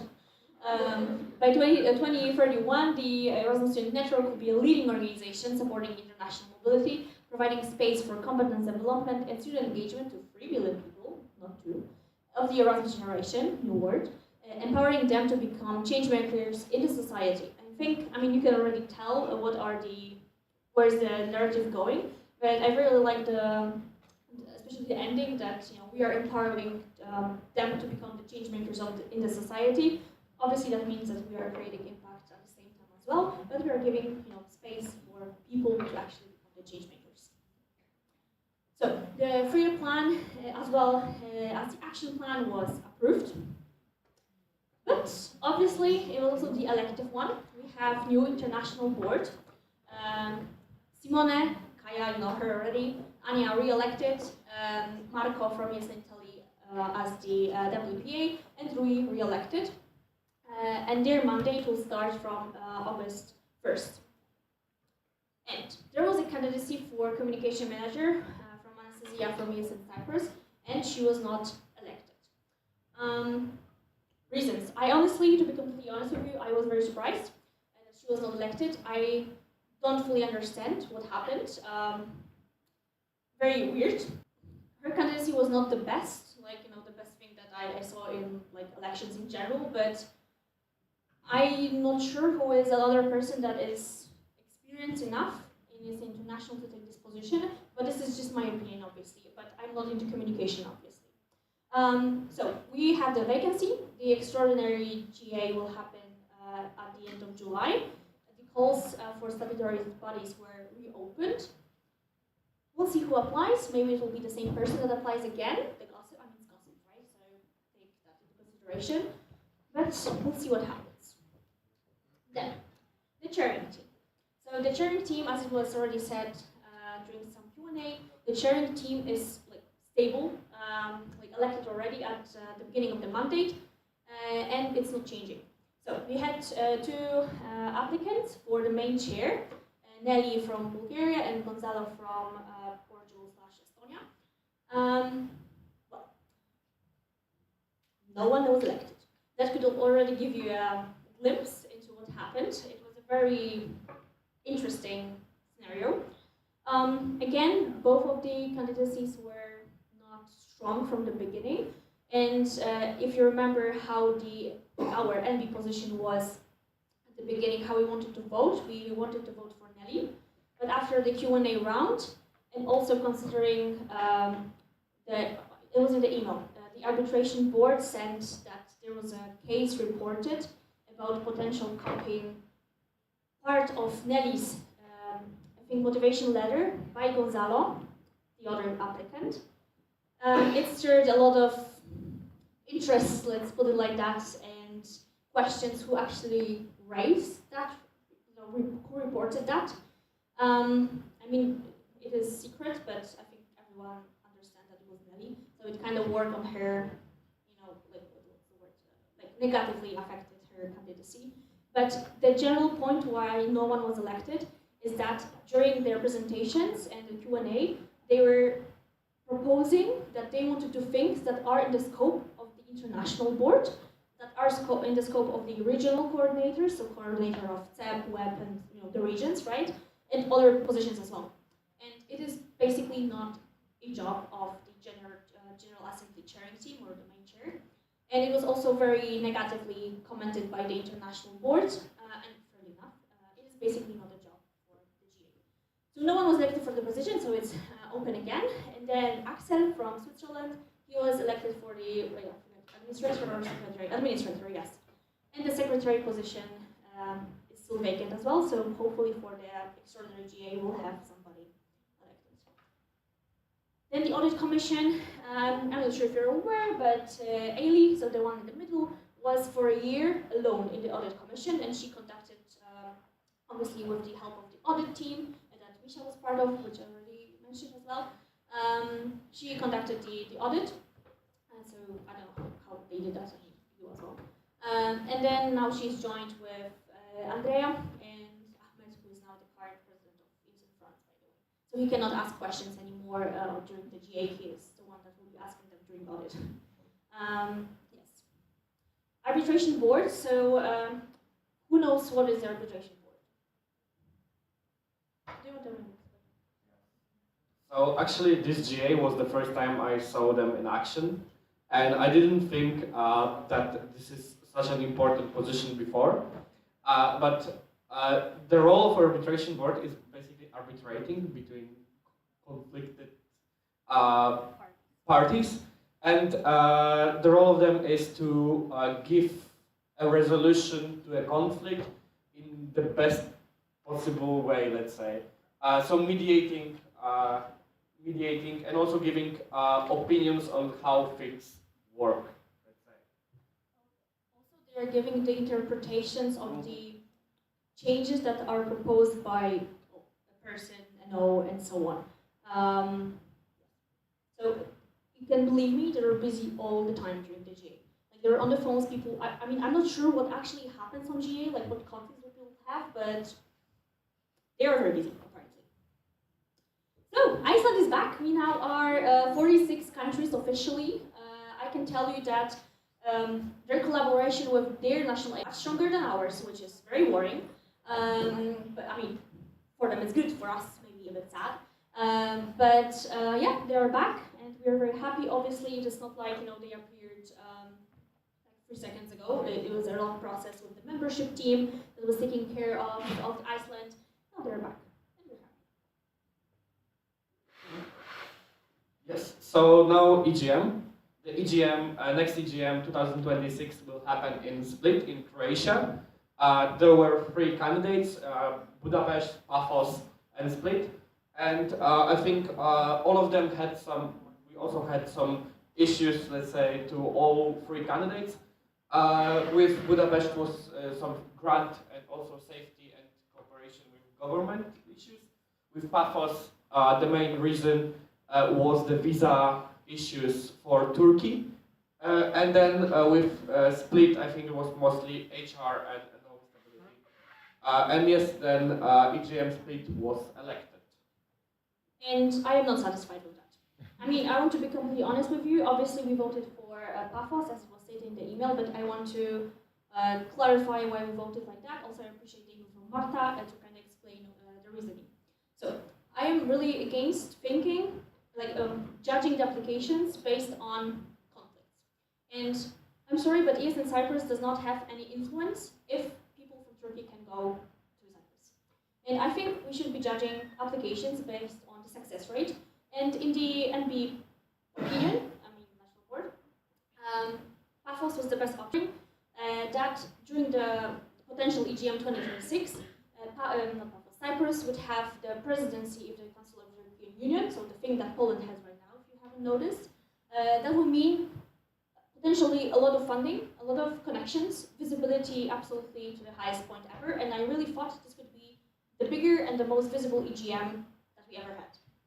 Obviously, every year we are improving. It's not like, you know, those EGMs were shitty or anything like this, but I really thought we could bring that to another level. And I was very dissatisfied and disappointed in the ESN in general in the network, that all of the Q&As that were happening both online, like written, but also in the calls, were just focused on Turkey. And I don't think it's also fair for ESN Cyprus that we are taking, you know, an opportunity from them to organize anything. Because, you know, what does it mean? Can they not organize anything until the political, you know, situation is solved? I don't think that's fair either. And as Bartek mentioned, of course, each of those candidacies were faulty, like had some, you know, negative aspects. But also considering, I mean, judging the whole GA, the organization-wise, right? They had like, I don't know, 7 volunteers, 10 volunteers in GA. So it raises again the question about the HR resources that they have. I mean, Croatia is not a big country. They don't have, like, from default, right, a lot of volunteers. But honestly, I'm not sure how to be completely honest with you. I mean, I hope for the best, and, you know, I hope that they get support they want, but I don't think it was the right decision. Yes, so with GA, as you know, we also voted for GA Coimbra.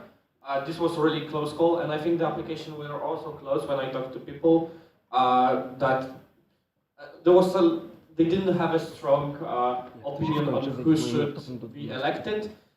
Since applications were similar when it comes to quality, I think Coimbra had some, let's say, the biggest negative thing about Coimbra was the location and accessibility.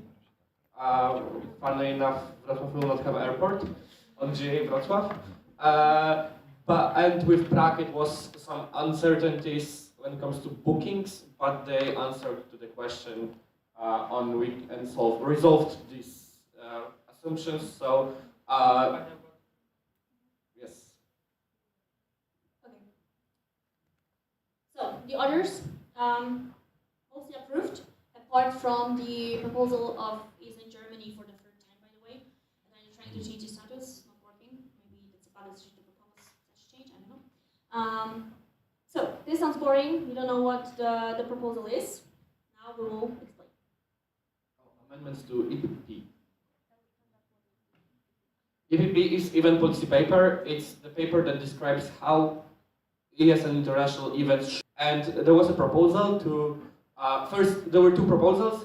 First one was issuing invitation letters, especially concerning countries that need visa to Schengen. And it was stated that they need to give the invitation letter in like a week. Nobody objected it was 100% yes. Then the second part that we actually had a big objections as OC is that in case of visa rejection, up until 14 days before the event, the OC needs to give back full refund for this participant, and it causes let's say, worries that it can really hurt OCs, especially of like EGM, when like 40 people can cancel, and 40 people times 160 euros, you can count how impactful it is. We objected it. However, I also talked with Kaya yesterday. This at the end will not apply to GA Wrocław and will not apply to EGM split, since we were approved with the old EPP, and it was a legal request that the law cannot work backwards, and it's against Belgian law, I mean, probably all countries' law, to change something that was already approved. Yes, and also if you want, no one asked, but I'm going to tell my honest opinion, I don't think it should have been approved. I think it should have been reshaped because the wording is very bad. And like, also there arises the question where this money comes from. Like, not even this year, but like next year. Like, does it mean that other participants that do not deal with visas will have to pay for the other one that's potentially potentially would get a rejection. Okay, what in case that no one gets a rejection? Then what happens with the money that actually was a surplus, right? Well, they couldn't answer us that, so I am not happy that it was approved, but here we are. So what we proposed at ESN Poland is partial refund. And that would, let's say, solve the issue. You can give back as much as you can, basically. Okay, last one is the amendments to statutes of ESN by ESN Germany, sorry. So this is more connected to the organization of the General Assembly. So you need to understand that before every GA, every national organization needs to fill some duties, meaning also the reports, like forms need to be sent out, membership fee needs to be paid, and so on and so on. So ESN Germany, back in the autumn, GA in Thessaloniki, they did not have the right to vote. And this is a personal revenge, in my opinion. The thing was that the statute says that after the duty is fulfilled, right? So they did not pay an invoice in time. That means that they received like zero voting weight, like because there's a voting weight on the GA. But it says the statute that after the duties are fulfilled again, their voting rights are restored. And they are saying that the voting rights and the voting weights are basically the same thing, which is not. And they are proposing to change procedures for the GA chairing team to basically do everything twice. That once they are checking if every national organization did the duties, and then they check, okay, let's say ESN Germany did not pay an invoice again, then they have a buffer of 15 days, and they need to check everything again. So, yes. So it was the third time already they're trying to propose this, and it is absolutely an awful idea to do so. It's giving just the GACT or extra workload, and yeah, it is a personal revenge. I think my biggest achievement of this GA is I by accident, during the question round to the statute, discovered the clash with other point in statutes that says that some membership fee needs to be 40 days and here it's 45 days. So basically, it was a weird situation. It would create a really weird situation when all the votes will need to be recalculated. Okay. Another proof again, but I heard already rumors that you're going to try again. Amazing. But, very important thing. There has been an incident during the GA. Very seriously. So, we have learned that somebody from ESN Poland shared an internal mailing to other national organizations. Meaning it was mailing, like regular mailing on ESN Poland, with the table with the votings. How ESN Poland would vote on the GA. And some of them are public, but some of them are secret. Meaning the GA app, the app that we're using to vote, are not showing, how the NOs are voting.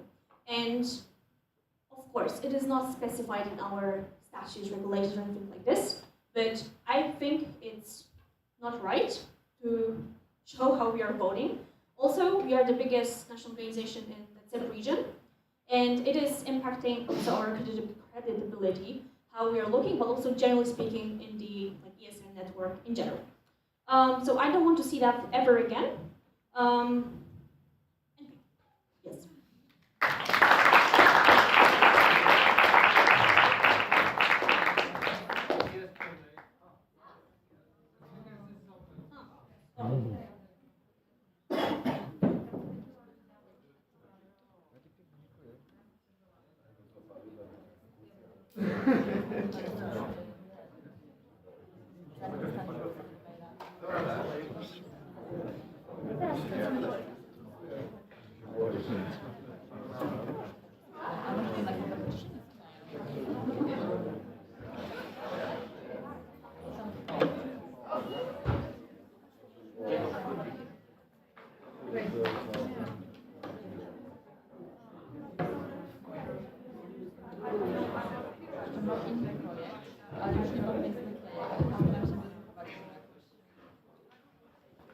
So Jakub, wait.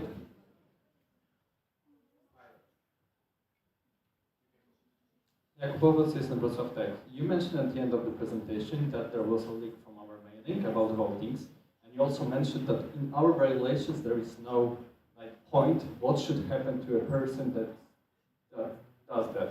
Is there a plan to implement such basically rule that there is some kind of, I don't know how to call it, penalty? Yeah. Okay, so the thing is that the members of ESN Poland are sections. They're not, it's not ESNers, it's the sections.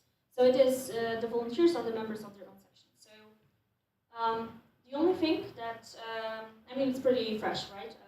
The only idea that we had and discussed with the arbitration board as well, that's why they're busy as well, is that we should like officially approve the code of conduct in ESN Poland if it is only the ESN International one, but we can also like add our things into there. I mean, the things that are ESN International one needs to stay there, we cannot modify that, but we can add our own things. So there, I would say it's there. And I think we also discussed that it already violates code of conduct itself. There is a point there about, there is something there that is, let's say, connected to this topic. Okay, so just to clarify, there is already some actions taken to ensure that there is a penalty to the person, yes? No, I mean, we are not official case. Currently, we don't have any base like to penalize this person. Thank you. Okay, we would like to propose closing the speakers list. Is there an objection? Hi, I'm Maris from PW. So you mentioned this incident with Gonzalo copying part of the letter. I saw this exchange in the email and him apologizing and he's in Portugal reacting. And he did that because of lack of time, like procrastination basically, right? But I didn't follow what you said about like Nelly. Okay. Yeah, so the thing is that the case was reported, right? We don't know by whom, but we know by whom. And the thing is that the network was divided. In one side, Gonzalo was the victim because Nelly reported it. In the other, Nelly was the victim because it was copied from her. That was the problem. But what happened during the question round that reverted that Nelly was actually like people decided not to vote I mean, for there her? was no really a question regarding this specific incident. I mean, there was a question, but they did not. They didn't have to answer, and they did not. So it was more the Q&A about other topics and the vision of the position that was, let's say, contradictionary to actually like responsibilities of the position. They were too ambitious for this position. Yes. Exactly that. Yeah. They were, I think they were stepping on the role of GACT, and also there was like issue raised that there would not be, how is it? Independent and like unbiased. Yes, that's the thing. So that was the issue.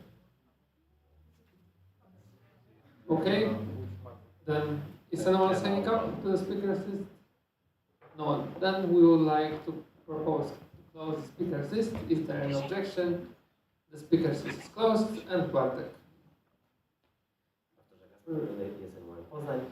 I'm asking regarding the votes that were published by someone.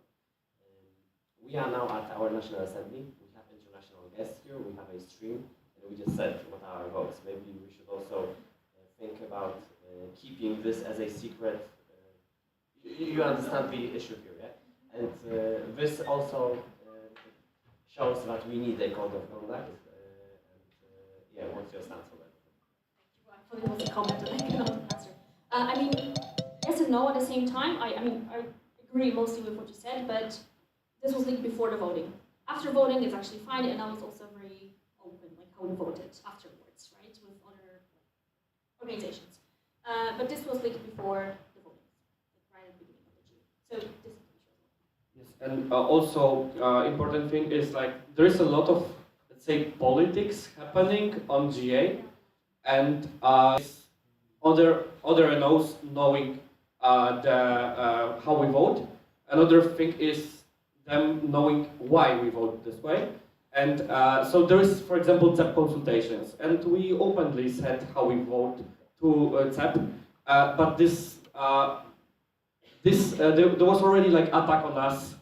Oh, but you vote like this. You know, this creates kind of bad situation for us. But we need Tłumaczyć się. Tłumaczyć, yes. No, just one thing that it's not like we are not sharing before the voting actually with some of the national organizations how we're going to vote, because yes, we want to influence some of the votings. But I think it makes a very big difference if it's actually, you know, the aware decision of with whom we are sharing, apart when it's actually out there.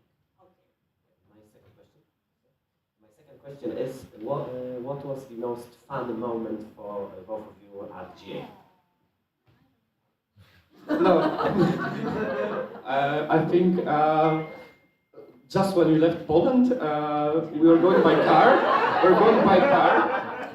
And the car broke, and Maya was taping with silver tape the car from underneath. So I think it was the most iconic moment.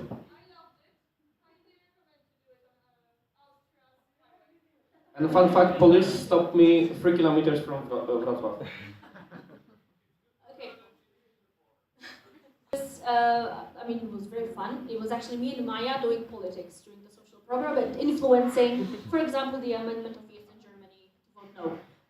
So this was a very strong GA, a lot of different opinions, and we achieved a lot into the votings that we hoped that would go the way we wanted. Okay, thank you. So with that, we finish the question round, and now OC announcement.